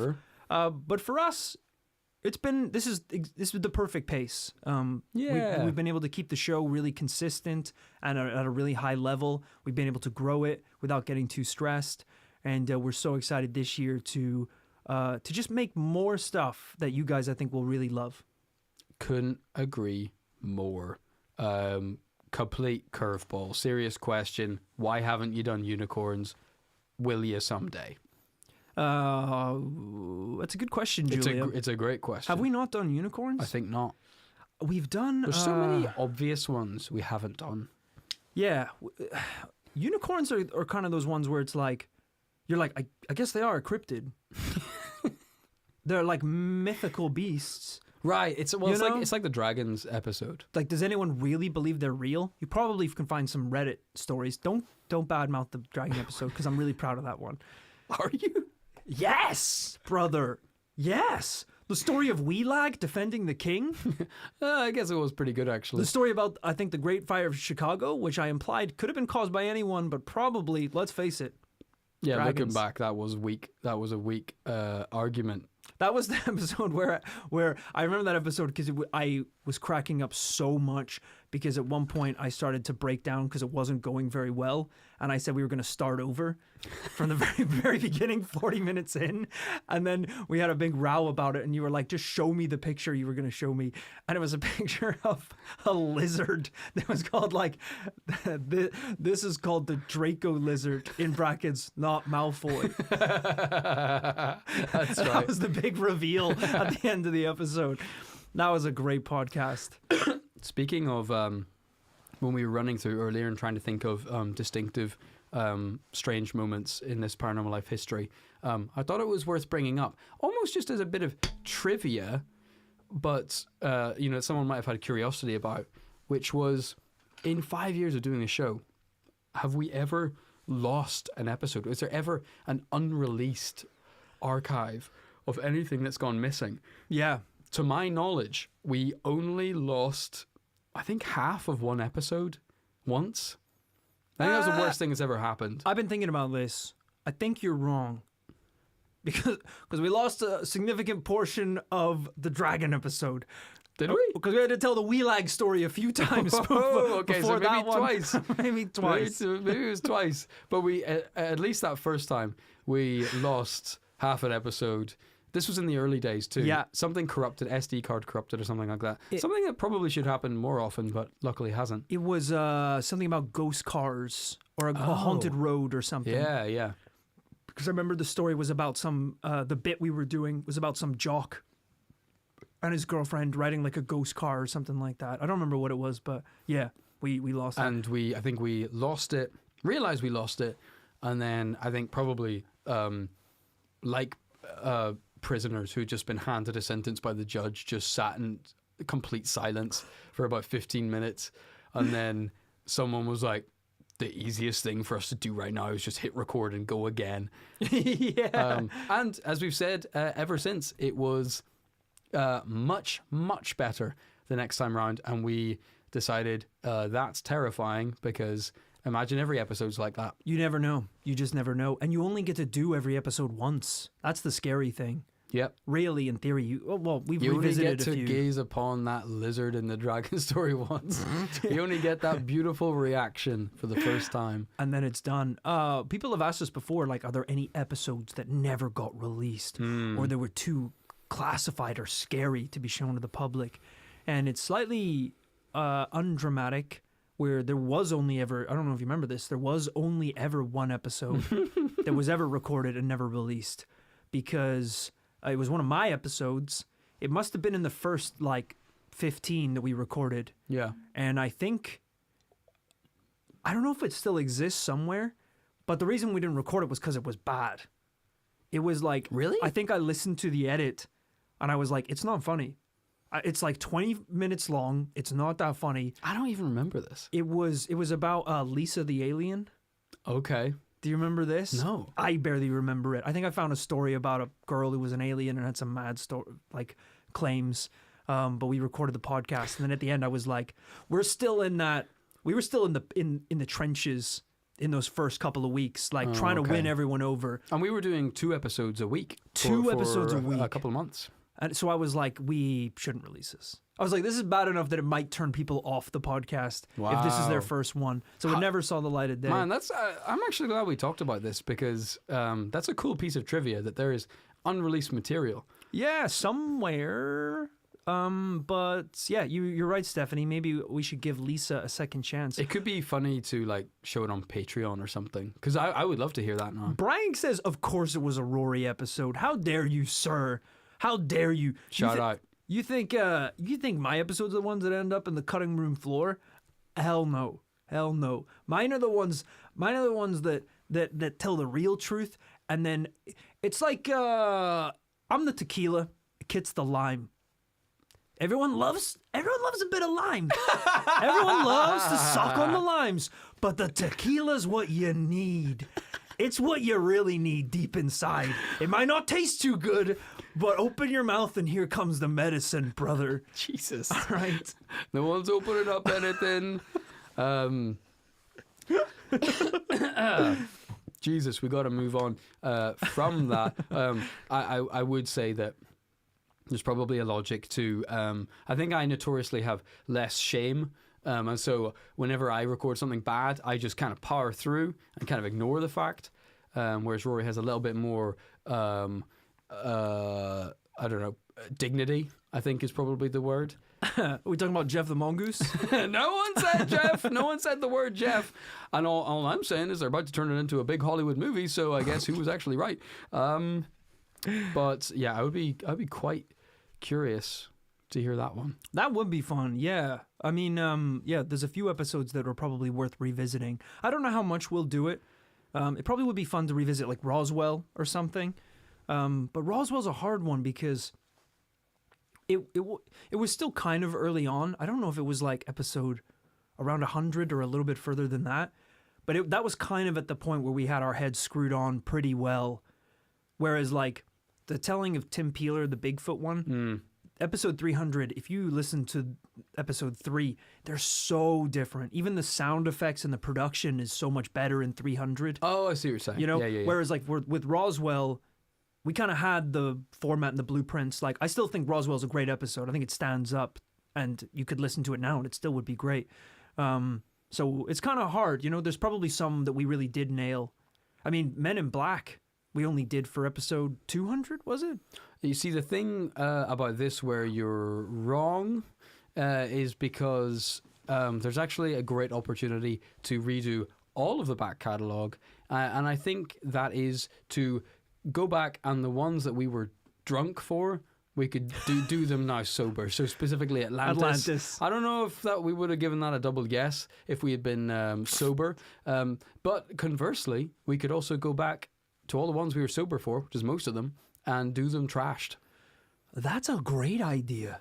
That is a great idea. I mean, famously, we said one of our many ideas for a podcast is a podcast that I'm just telling people about because I don't think I'm ever going to make it now. Sure. But it is a podcast called 10 Beers Deep, where the first 30 minutes of the podcast would be you and your co-hosts discussing the economic and political conflicts of the world. You know, whether it be, you know, it could even be art. It could be movies, television, whatever is important to you. You discuss these complicated matters. Then you take a quick break, just a quick ad break. And when you come back, everyone on the podcast will be 10 beers deep. And you will continue the conversation about whatever topic you're discussing. And see how that goes. And see how it goes. I think it's a great idea for a podcast. And you did have the idea before... what's the chicken wing show? Not Chicken Shop Date, the other one. Oh, that's the one I thought you were talking about. Hot Ones. Hot Ones. Hot Ones. It was before all that. Yeah. And maybe around the time of Drunk History, but similar vibes. Yes. Yeah. I think the only problem with that one is if you want that to be an actual weekly show, you will do some damage to your liver and your body. Yeah. That's a hard one to do every week, to drink 10 beers a week. I can't drink 10 beers. I would die. No, that was my younger self who set that limit. I'm probably down to like 5 now. 5 and I would be pretty sauced up. A Rory's dozen, 15 beers. Yeah. But hey, it's a great idea. It's a solid idea. We do have a few other ideas for podcasts we want to make, but you know, this Paranormal Life is so much fun. We get so much joy out of it. It would be hard to make something that we enjoy more than that, really. Loving all the people chipping in here with great ideas, of course. What about a 420 version of an investigation? Another Noel Pedersen, a Magic Mushrooms one would be great. You know, shout out to that guy. Anyone who was on the internet a long time ago will remember that guy who did gardening on salvia.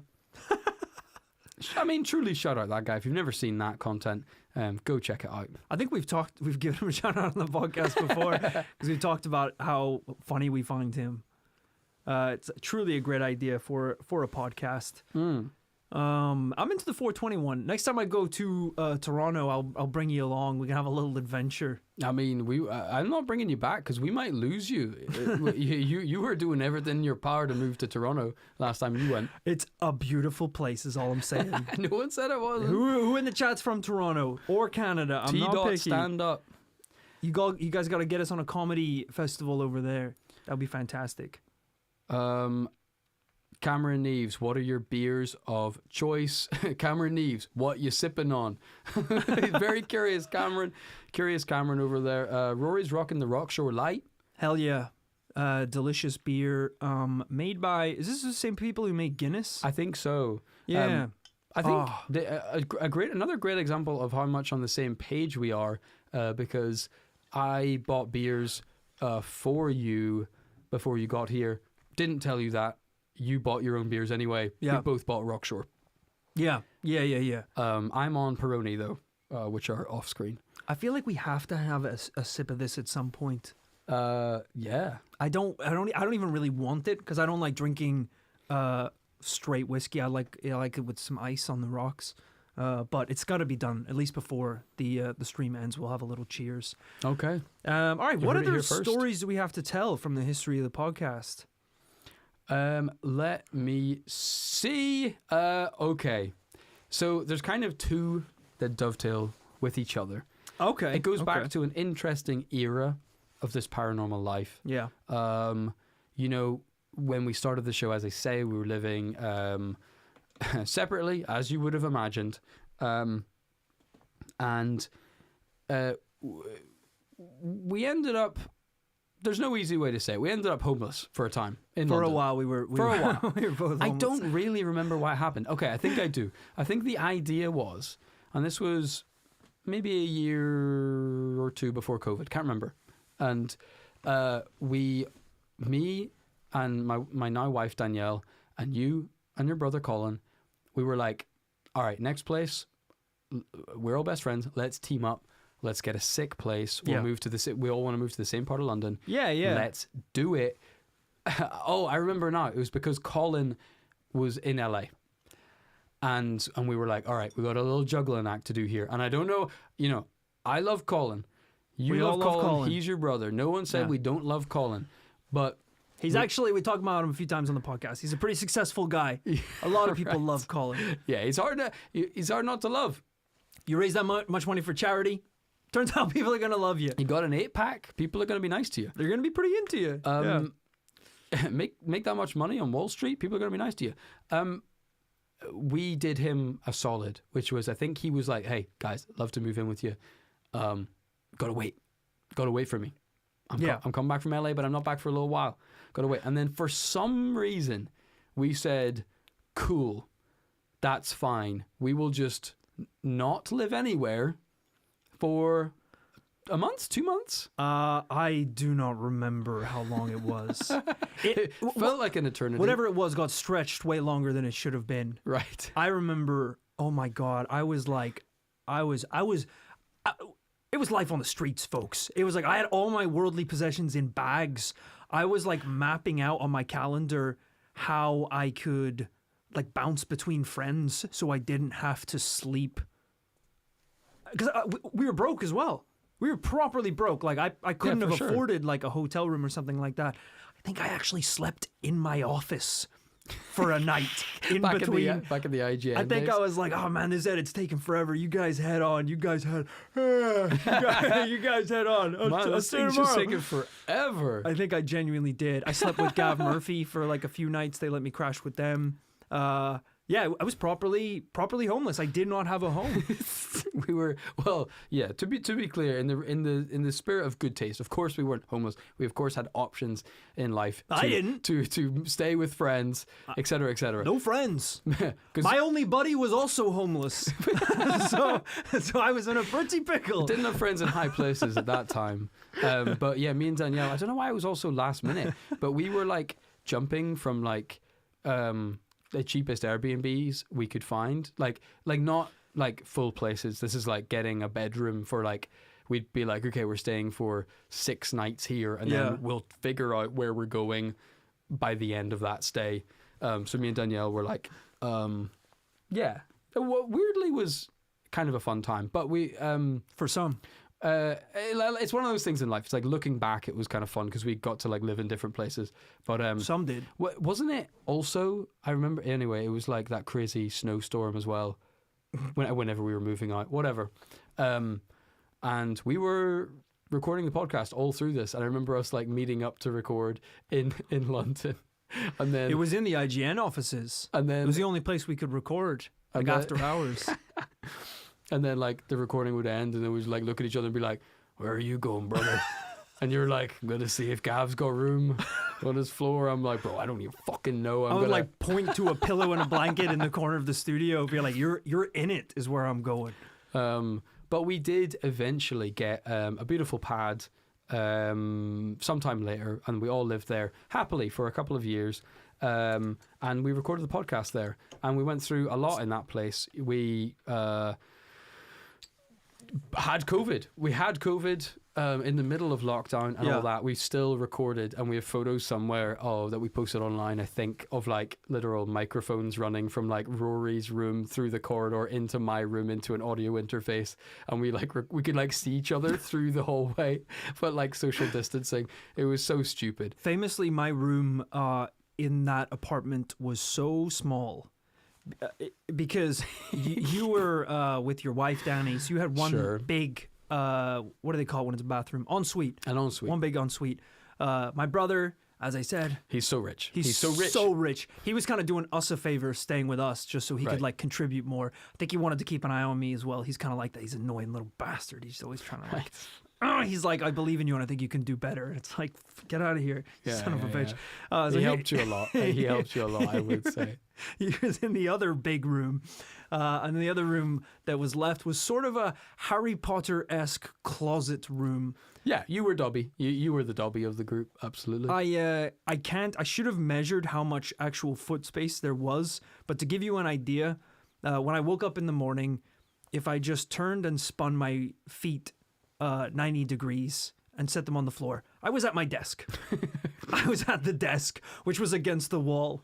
And if I turned slightly to this way, I was in the podcast studio, which was my desk and a table that we placed right in front of the end of my bed. Rory's It was very bedroom small. was looking like a Swedish prison, like a very luxurious little cage. A lush little prison. But that apartment did us good and actually probably was one of the longest homes of the podcast. Yeah, it was Until actually. we probably moved and then we started doing it in your spare bedroom. But Yeah, the next a place. lot. Like the episode where we did the elevator game. That Yeah, was in it that was apartment in the block. lift in that building, yeah. When we did the cursed Japanese Kleenex advert, that was in that one. Oh, that whole generation of This Paranormal Life episodes were all recorded in that tiny, tiny little bedroom. And we ended up playing, well, you created a pretty interesting game at one point for the listeners. Did I? Yeah. Did I? What? I'm glad you brought that I up. mean, you don't have to because, talk about it if you don't want. I do. I think it's worth talking about because Lucas in the chat commented and said, my favorite story from the history of TPL is when Rory set up an elaborate internet scavenger hunt all while going through a breakup.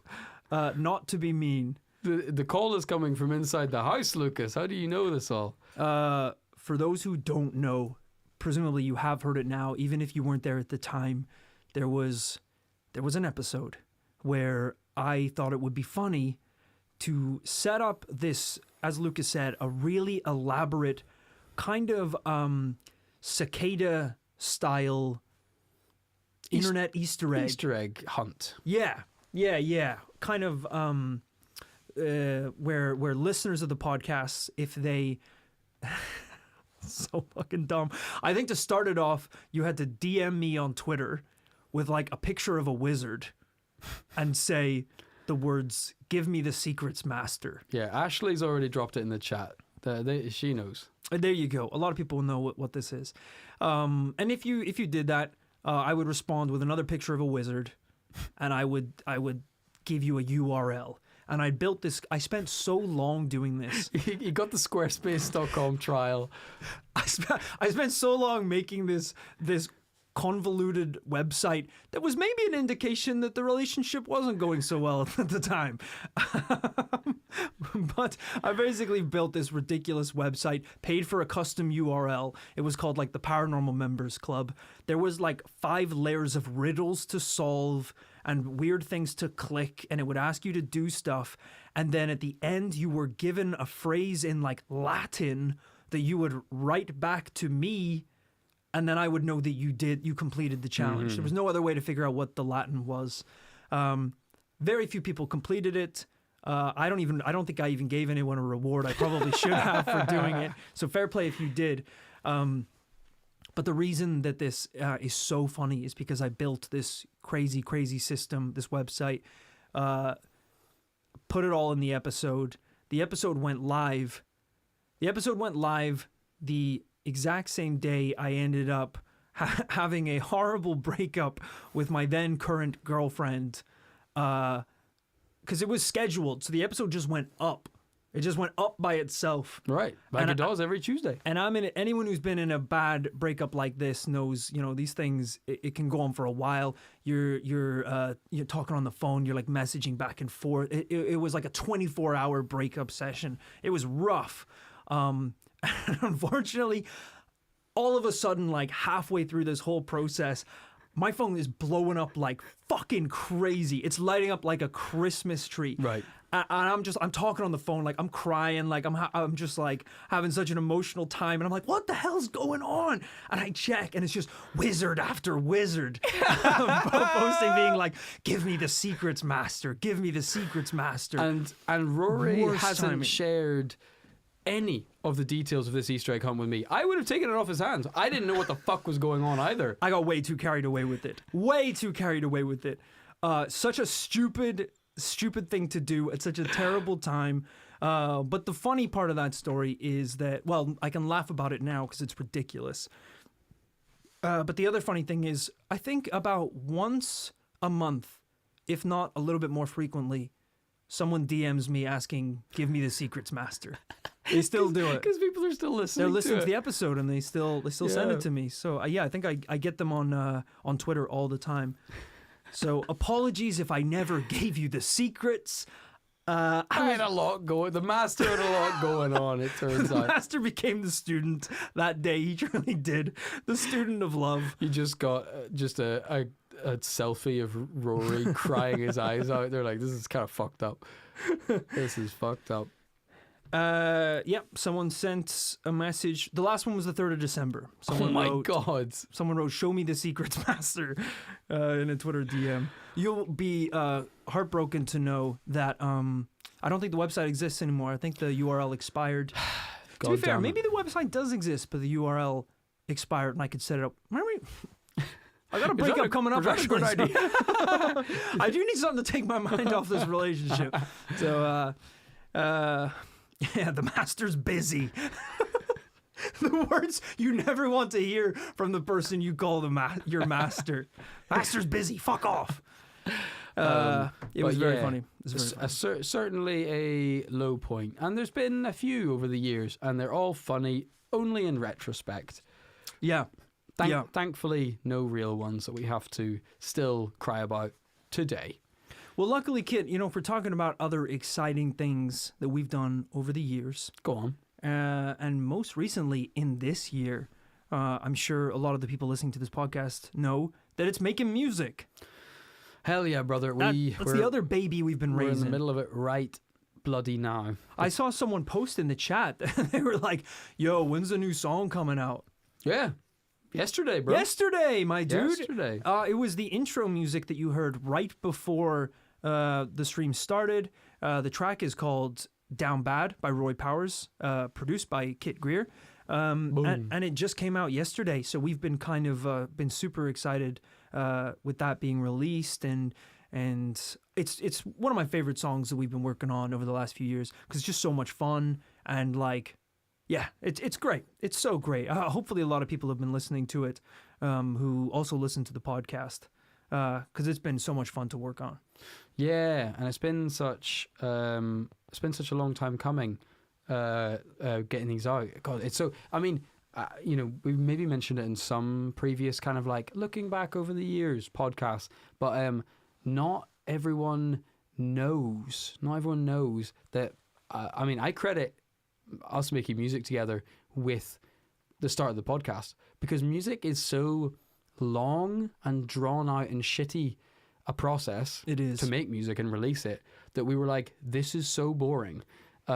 waiting for it to come out, that we need to make something else. We need to make something else so that comes out fast It's a really good point. and all the time. The music is the reason why we made a podcast. Yeah, Because we were like, this takes a really long time. we were like working together all the time, but we were like, because Rory in particular used to like live stream, and we were already into all this like internet culture, and we were like, let's do something weekly. Let's do something that's like really regular. And then I blinked, and as if I've been in a coma, woken up 5 years later.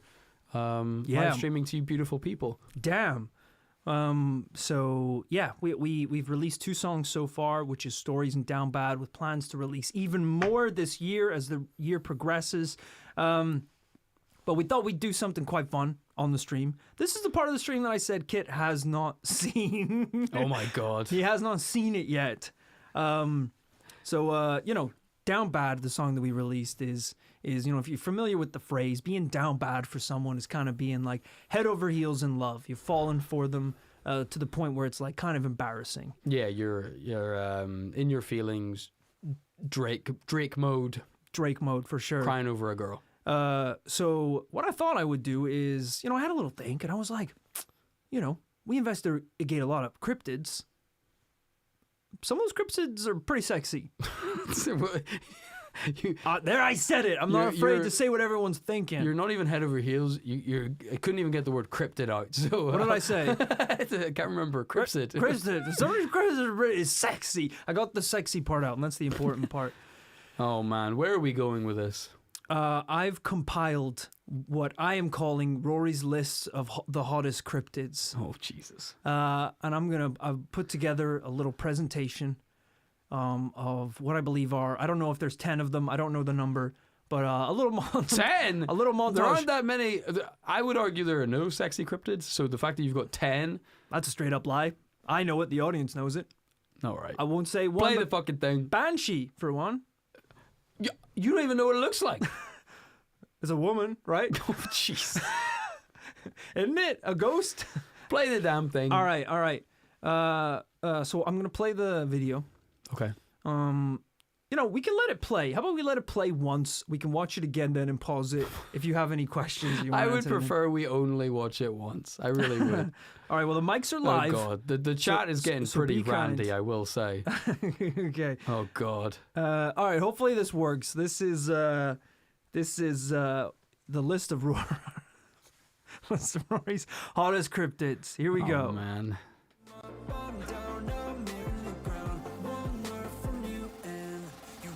Okay. All right.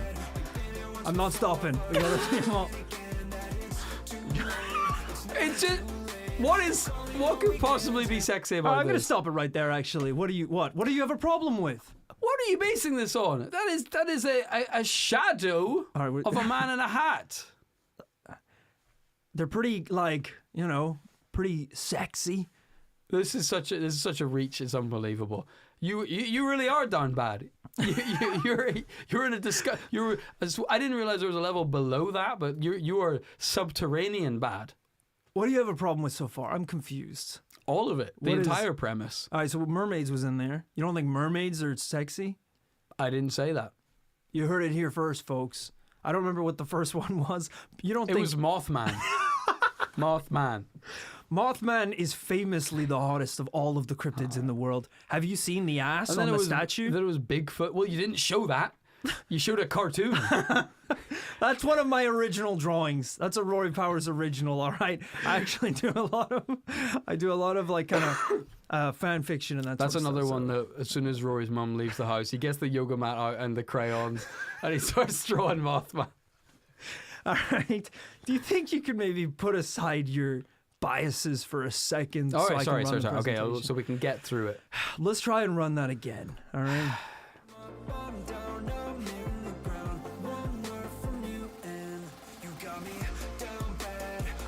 Good picture. Yep, that checks out. Yep, explains itself. That's a little harder. Oh my god.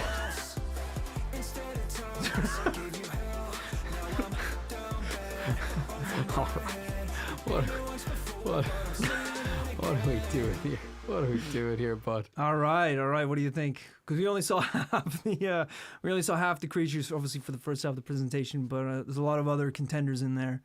All right, so the it was a hottest great cryptids. stream, guys. Thank you so much for joining us. I only wish we had got to cut the stream off early before we'd got into that, whatever that was. None of them are doing it for you. Not even the tall whites. You see that hair? Why is the Flatwood monster in there? I think He they've got looks a like vibe. a Lego man. This is unbelievable. The Flatwoods monster was where you had your problem, not just the lizard man. He's pretty buff. Look, I'm not saying I'm down bad for them. I'm saying I think they're the hottest. Even if I'm not attracted That's to them, not better. I think they're the hottest. I think. Hey, I'm seeing a lot of people agreeing in the chat. All right, well, yeah, let's dive into the chat and see where the consensus lies. Dino Van Gogh, Lizard Man's pretty buff. Absolutely. Rachel There we go. S. No vegetable man? You did drop the ball there, I would say. The Vegetable Man was originally in the slideshow, I actually will point out. But the only pictures of him I could find were pretty weird, so I left those out. EBE1. It's a great shout. We never got a visual on EBE1 him. had a good voice, I seem to remember, which is kind of cool. Yeah. Kelsey Carboni actually did some amazing illustrations of what EBE1 looked like. So that's pretty good. True. And he was pretty hot in that, to be fair. The sexiest cryptid is Kit's mommy voice. Hard agree there, 50 All right, eggs. this is over. We're done here. Jeff the Mongoose got those big sexy hands. He did say that. He did say he had big hands for some reason, even though he was a mongoose. I don't remember why. I thought about the Loveland Frogman as well, throwing him in there. Uh-huh. Kind of a wizard, if you're into that magic. If you're into that magic shit. Not really sexy, but he's a big hairy wizard. Where was that Bigfoot picture from? He looked like he just watched his whole family die. I believe that is actually Harry from Harry and the Hendersons. I may be wrong there, but I believe so. No love for the jackalope. I think, Richard, that is a bit close to Just being an animal. An animal. Yeah. Having sex with an animal, which is a bit beyond the pale, I think. Despite what Even the- for you, Richard. Despite what the Daily Star would say, that's not all right, and we do not agree with that. No donkey lady. I did try and include the donkey lady. Once again, very hard to find pictures of the donkey lady. You know, we're gonna run the presentation one more time, ladies and gentlemen. We're just gonna be pausing it so we can kind of break down what we've got so far. I am seeing a good bit of love for the lizard man, and what I would concede is it does look like he hits the gym, hits the pure gym at least. All right, so we're gonna stop it right here and kind of dissect this picture of All right, Mothman my right off God. the bat. A lot of people know Mothman. We're the most famous cryptids, stacked with pancakes for breakfast, if you catch my drift. Okay.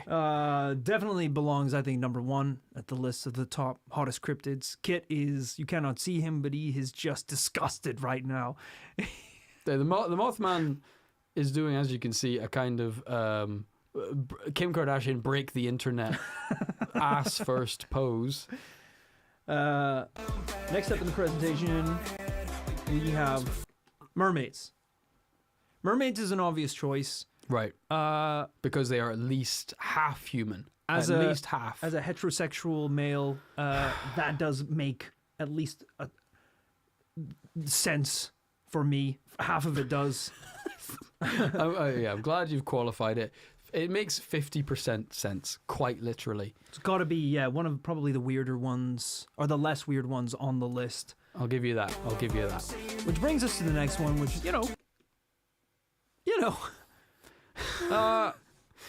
you could raise a few questions here. I just think It's just an old man. It's just a hairy old man. There's a lot of them about. If that's your thing, that thing on that screen, you can have that anytime you want, Rory. Cartoon Crazy said, "Where is the quote unquote step on me energy at?" I think you're going to get a little bit of that with Bigfoot. I think that's kind of what I saw in the Shadow People as well, because they kind of pin you to your bed with sleep paralysis. Between you and me, brother, that's pretty hot. Okay. 50 Egg says, Bigfoot can do whatever he wants to me. So these are my people. I'm glad to hear it. I will say he is giving a kind of pout it's a little bit of a I Yeah, know it's a bit of someone a said he looks Zoolander kind of sad, but it is a little bit of a Blue Steel type situation. I think what's hot about him is that he's the king. It's like dating a celebrity, right? We've said it before. It's like dating a celebrity. Everyone knows about him, but he's never around. he's got that BDE. That's what I'll say. BFE. Next on the list. All right, that's a weird one. I admit. Now you admit it after 15 minutes of defending it. I'll admit I don't know what I was thinking. I think maybe this isn't even my cup of tea, but there's some people out here. That's exactly what they're looking for. Is it? Shadow people, I will say. Some of the people in the chat, I'm sure, will back it up. Stephanie says it's a no from me. Maybe not as many people. Someone said, is that a priest and a child? I hadn't looked that closely. I hope it isn't. He's got a cross around his neck. It is a priest. I didn't even recognize that. Moving on. Oh my God. Next up on our list is the unlucky mummy. Right. Self-explanatory. Moving on. Rory has professed his love for MILFs in the past. Very, very, very, very, very, very, very often. I think this is a personal favorite of mine. The tall whites. I don't really remember their shtick, I'll be honest with you. The tall whites came up in a number of investigations. They're the creepiest by far. I think they hang out with the military. They're pretty chill. Okay, that's not what world is that chill? That's I think the idea is that the tall whites are pretty much working alongside the government. They just hang out on Earth now. Yeah. A lot of them, I forget what story it was that involved the tall whites, but remember they shot someone with a laser gun? Yeah, I do remember that. And the joke was like, it's like, why didn't you shoot Terry? And it's like, we like Terry. He brings us crackers. Oh yeah. We did that whole bit. Okay, it's coming back to me.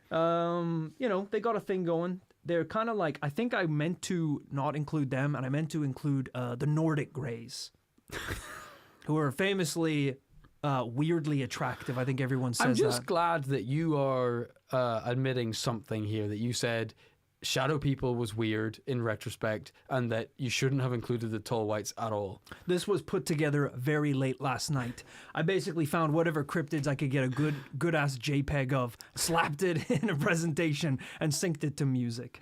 That tracks. That does track. Let's move on to our next creature. Or you had a problem with this. This right is off where I the draw bat. the line. Absolutely draw the line. Now, what it is in particular? It's a bug. It's a bug. It's a demon bug. And there's no bug that does it for you? I don't know what. I mean, he's got biceps. He has biceps. Yeah, I think it's humanoid enough. I don't know. I need to see what the chat say about this. Yeah, I really want to know. I just want a hot or a not chat for the Flatwoods monster, because this is a divisive one. I Like Nap says, yeah, I'm into it. Someone said Tinky Winky. Yeah.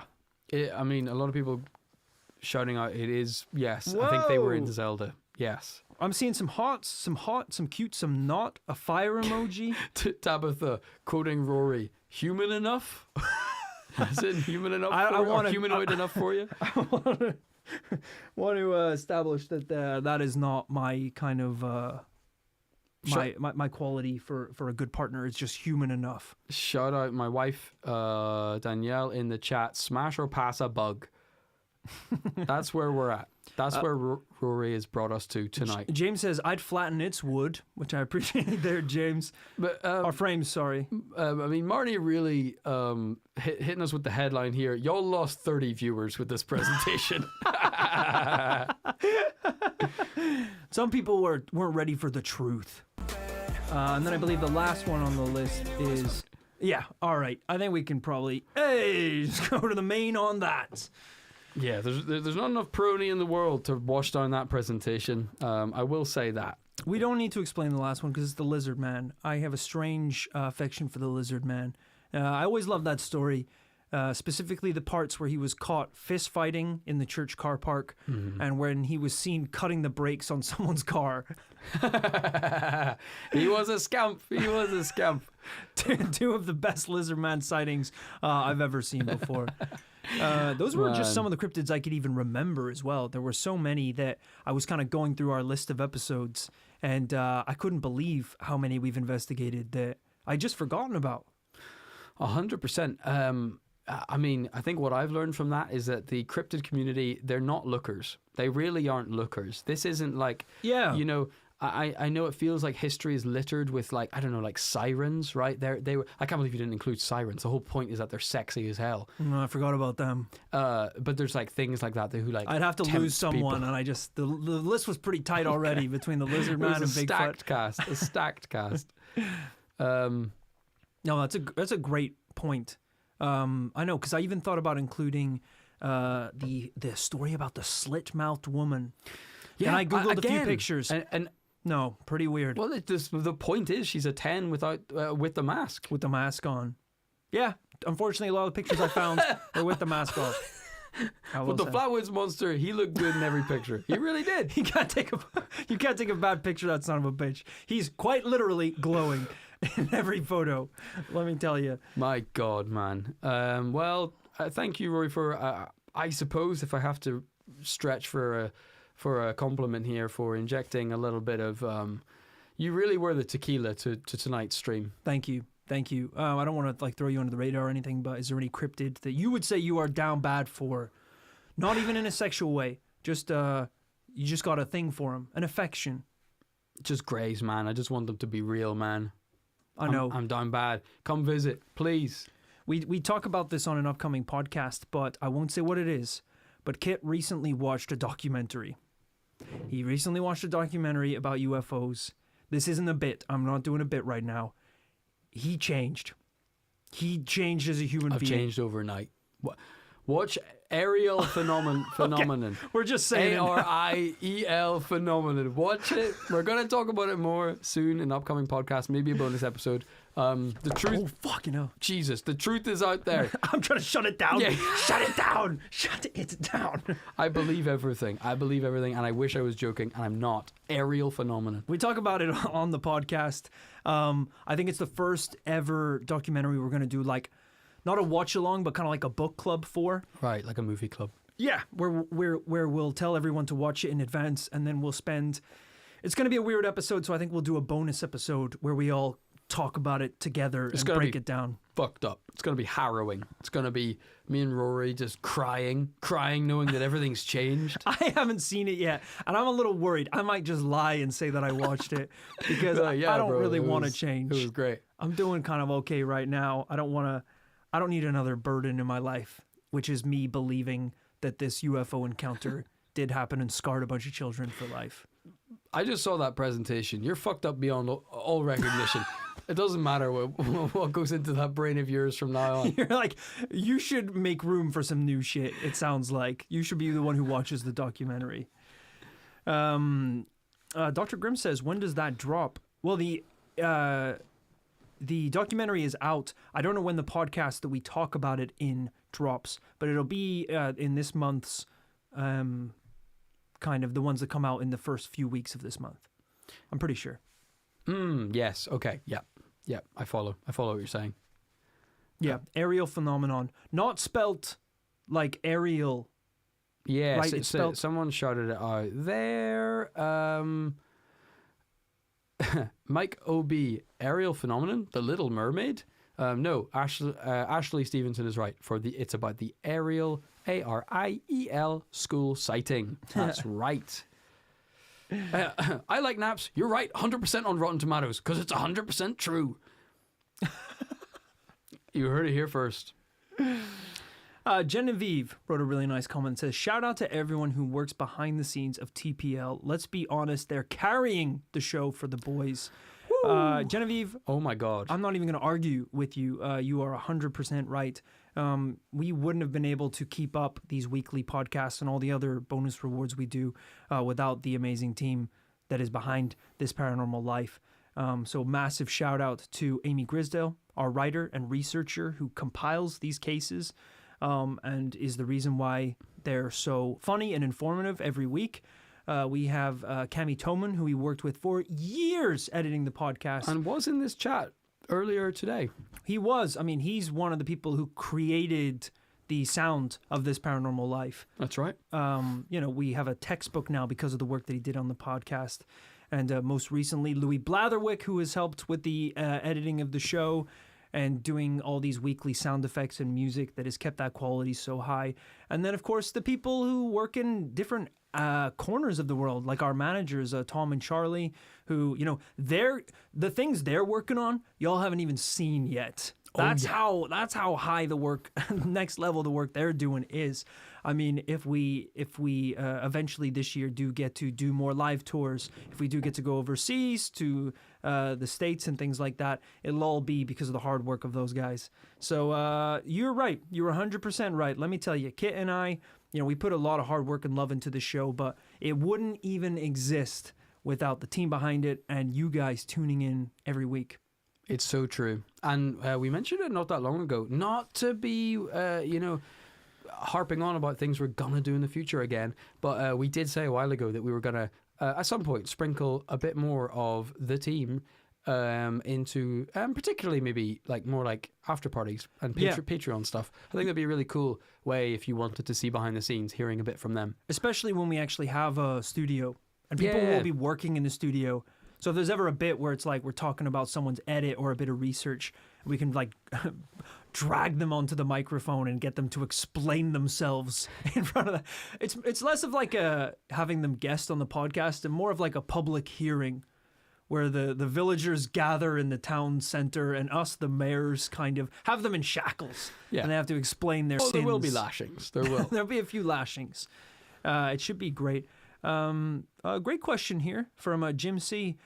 Is Duke Jackson sexy? That's a yes. That is a yes. Okay. He is. He's not a cryptid, otherwise he would have been on the list.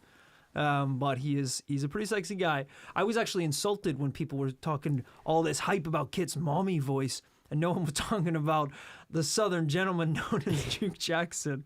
Right. I mean, the thing is, you are a Southern gentleman. You just don't have the exact same voices. Duke is a bit more of a well-known classic Southern drawl. A funny little Easter egg for those of you who listen. I think it was a bonus episode where we had a fictional guest or a real guest, maybe, on the show called Duke Jackson, who was a man from the South who gave us a tour of Savannah, Georgia. I won't go into the specifics, but it turned out when I was editing the podcast, Duke Jackson's accent was actually a bit more similar to mine than I thought it was whenever he was doing the accent. Well, he wasn't doing an accent. Sorry, when he was speaking. When he was speaking. Obviously. So in the edit, I filtered his voice to make it sound like it was like a telephone call. Because it wasn't. No, it wasn't. It was a Skype call, is what Kit is saying. That's right. But that is the reason why it sounded like that. Turned out to make the whole thing so much funnier, because in the podcast we talk a lot about delays. So the huge silences before he comes in with that vocal effect turned out to be really funny. It is I will say, fair play. It is an all-time great bonus episode. Yeah, we're thinking about releasing that one as like a little sample taster to the public, just because it was a really funny one. We had a blast with it. 100%. It gives people a little taste of what you can get on those bonus episodes. Couldn't agree more. Oh man, there's some great comments in here. Man, thank you guys so much all for joining. As we said, we didn't really know how many people were going to turn up. We didn't really know what we would do except for just tell some stories. So yeah, this is great. This is so nice to have everyone here. It's been such a pleasure, and been really cool to see so many familiar names from the community. So many of you guys have been here all along, which is why we're doing this. Episode 300. Yeah. Wow. A lot of gorilla emojis. Yeah, that's crazy. It must be because of because I guess there wasn't anything. What do you think that's wasn't about? Anything like, I guess it was about the Bigfoot in the. It's not even a monkey. It's specifically gorilla as well. So. Yeah, well, I think that is the only monkey emoji. Nuts. I think. It's not. There's a whole bunch of them. Yeah, there's guys. The monkeys with see no evil, hear no evil. Bigfoot's great. So Bigfoot's great. A ton of monkeys. So, okay, lots of great questions. Not really that's questions enough anymore. monkeys. That's enough monkeys. It's mostly gorilla emojis. That's enough monkeys. It's not really that is questions. All right, Lisa. No, Dublin. No. Shut it down. That's right. Start punching. You start my down bad presentation again. You're like anything else. Look, unfortunately, guys, the Dublin Gorilla Man story is a story that I have realized can never exist on the internet, only because then it makes it just that easier for the government to track me down and assassinate me, and also means I may never get another job in my life, if that does exist. So I think we're going to keep the Dublin Gorilla Man story to the live shows. If you've ever been to one of our live shows before, you know that we do tell it at the end of the shows. And if you have heard it before, you know to shut up about it. Which everyone's been really great about. They actually have. We'll say. They actually have. And I know that's not fair to our overseas listeners who haven't had the chance to come and hear the Dublin Gorilla Man stories. But you will. But you will. That's what we're saying. That's why we're not going to talk about it on this podcast unless. Thank you everyone for tuning in. Thank you everyone so much. Should we have a little sip of whiskey from the Lombardy glass? I'm good. Good because I think I know what goes into it, and I know it's probably for the best that it's just a Rory thing tonight. That's a tiny little sip. I think that's actually quite nice whiskey, so I'm gonna. We just got straight to black as soon as you sip. Yeah, Danny 24 says take a shot, whiskey. Jim C says, I need to get to your next live UK tour. Yeah, it's all coming, guys. It's all coming. If you follow us on socials, that's where you'll find out about all the cool, exciting announcements, whether that's Instagram or Twitter. I mean, we'll be very vocal on those going forward as well as we start to post more video stuff. But keep your eyes peeled. Keep your eyes peeled. It'll be even bigger and better than the last time. Yeah, because I don't know if we mentioned that. We've been talking a lot about the US, but UK is happening again too. Yeah. Noise Puppet says, where's the Buckfast? Great question. It is a good question. I've been back in Northern Ireland for 4 days now. I haven't had a drop. Unbelievable. I don't know if I've ever drunk it because I am not a pirate. So I wouldn't do that. But here, where we actually are in Northern Ireland, there is a local cocktail, a local delicacy, where the cocktail is Buckfast and West Coast Cooler mixed together. Really? Yeah, it is. Where's that? Where do you get that? I guess. Are they open? Is it the same establishment where we played a gig a mere few months ago? It absolutely is. Got it. Cool. I didn't know you could order that. Damn, that would have been really good. Or at least you used to be able to. Shit, that would have been awesome. All right, well, hey, maybe I'll get on some Buckfast tonight as a special little celebration. Little treat. I think that about wraps up the live stream, guys. I just want to say thank you so much for joining us. This has been really fun to hang out with you guys and be able to talk with the chat and answer your questions and tell you some really weird stories from the history of the podcast. Who knows? Maybe we will do more of these down the line. I had a blast. It's fun to do when Kit and I are together as well. But as I said, so much exciting stuff coming. The new studio, new employees, more videos, more podcasts, big investigations. It's the most exciting year. I think I can say this with confidence. It's the most exciting year to be this Paranormal Life fan. 100%. Cheers to that, brother. Cheers, man. Cheers, cheers, cheers. Cheers. Thank you so much for joining us on our first ever live stream. Should we run the presentation one more time? Do you want to see that presentation? There is unfortunately not time, much like the Dublin Gorilla Man. Okay. Yeah, well, that's fine, I guess. Well, thank you for joining, everyone. I hope you had a lovely stream. And, of course, we'll see you next Tuesday for another paranormal tale. Naturally. And until then, remember to live fast, investigate, and die young, baby! You got me down bad, over my head. We've been here once before, but I'm saying it again, that it's too late, it's never too late. You're calling on weekends and I'm fighting with your friends. I was too busy trying to be someone else. Instead of time, guess I gave you hell. Now I'm down bad, over my head. We've been here once before, but I'm saying it again. Another day where you've come and gone. You said we're not gonna make it. I walk away from another thought and act out the lines that we're faking. 'Cause I'm up, I'm down.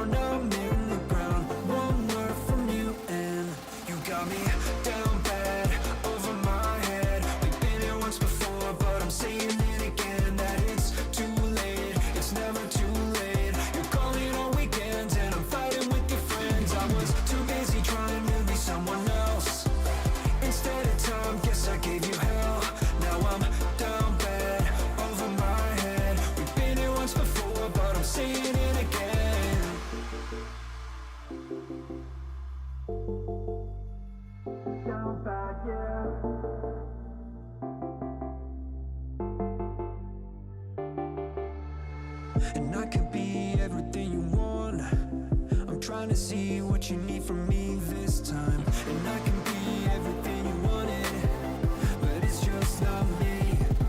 You got me down bad, over my head. We've been here once before, but I'm saying it again, that it's too late. It's never too late. You're calling on weekends, and I'm fighting with your friends, 'cause I'm up, I'm down,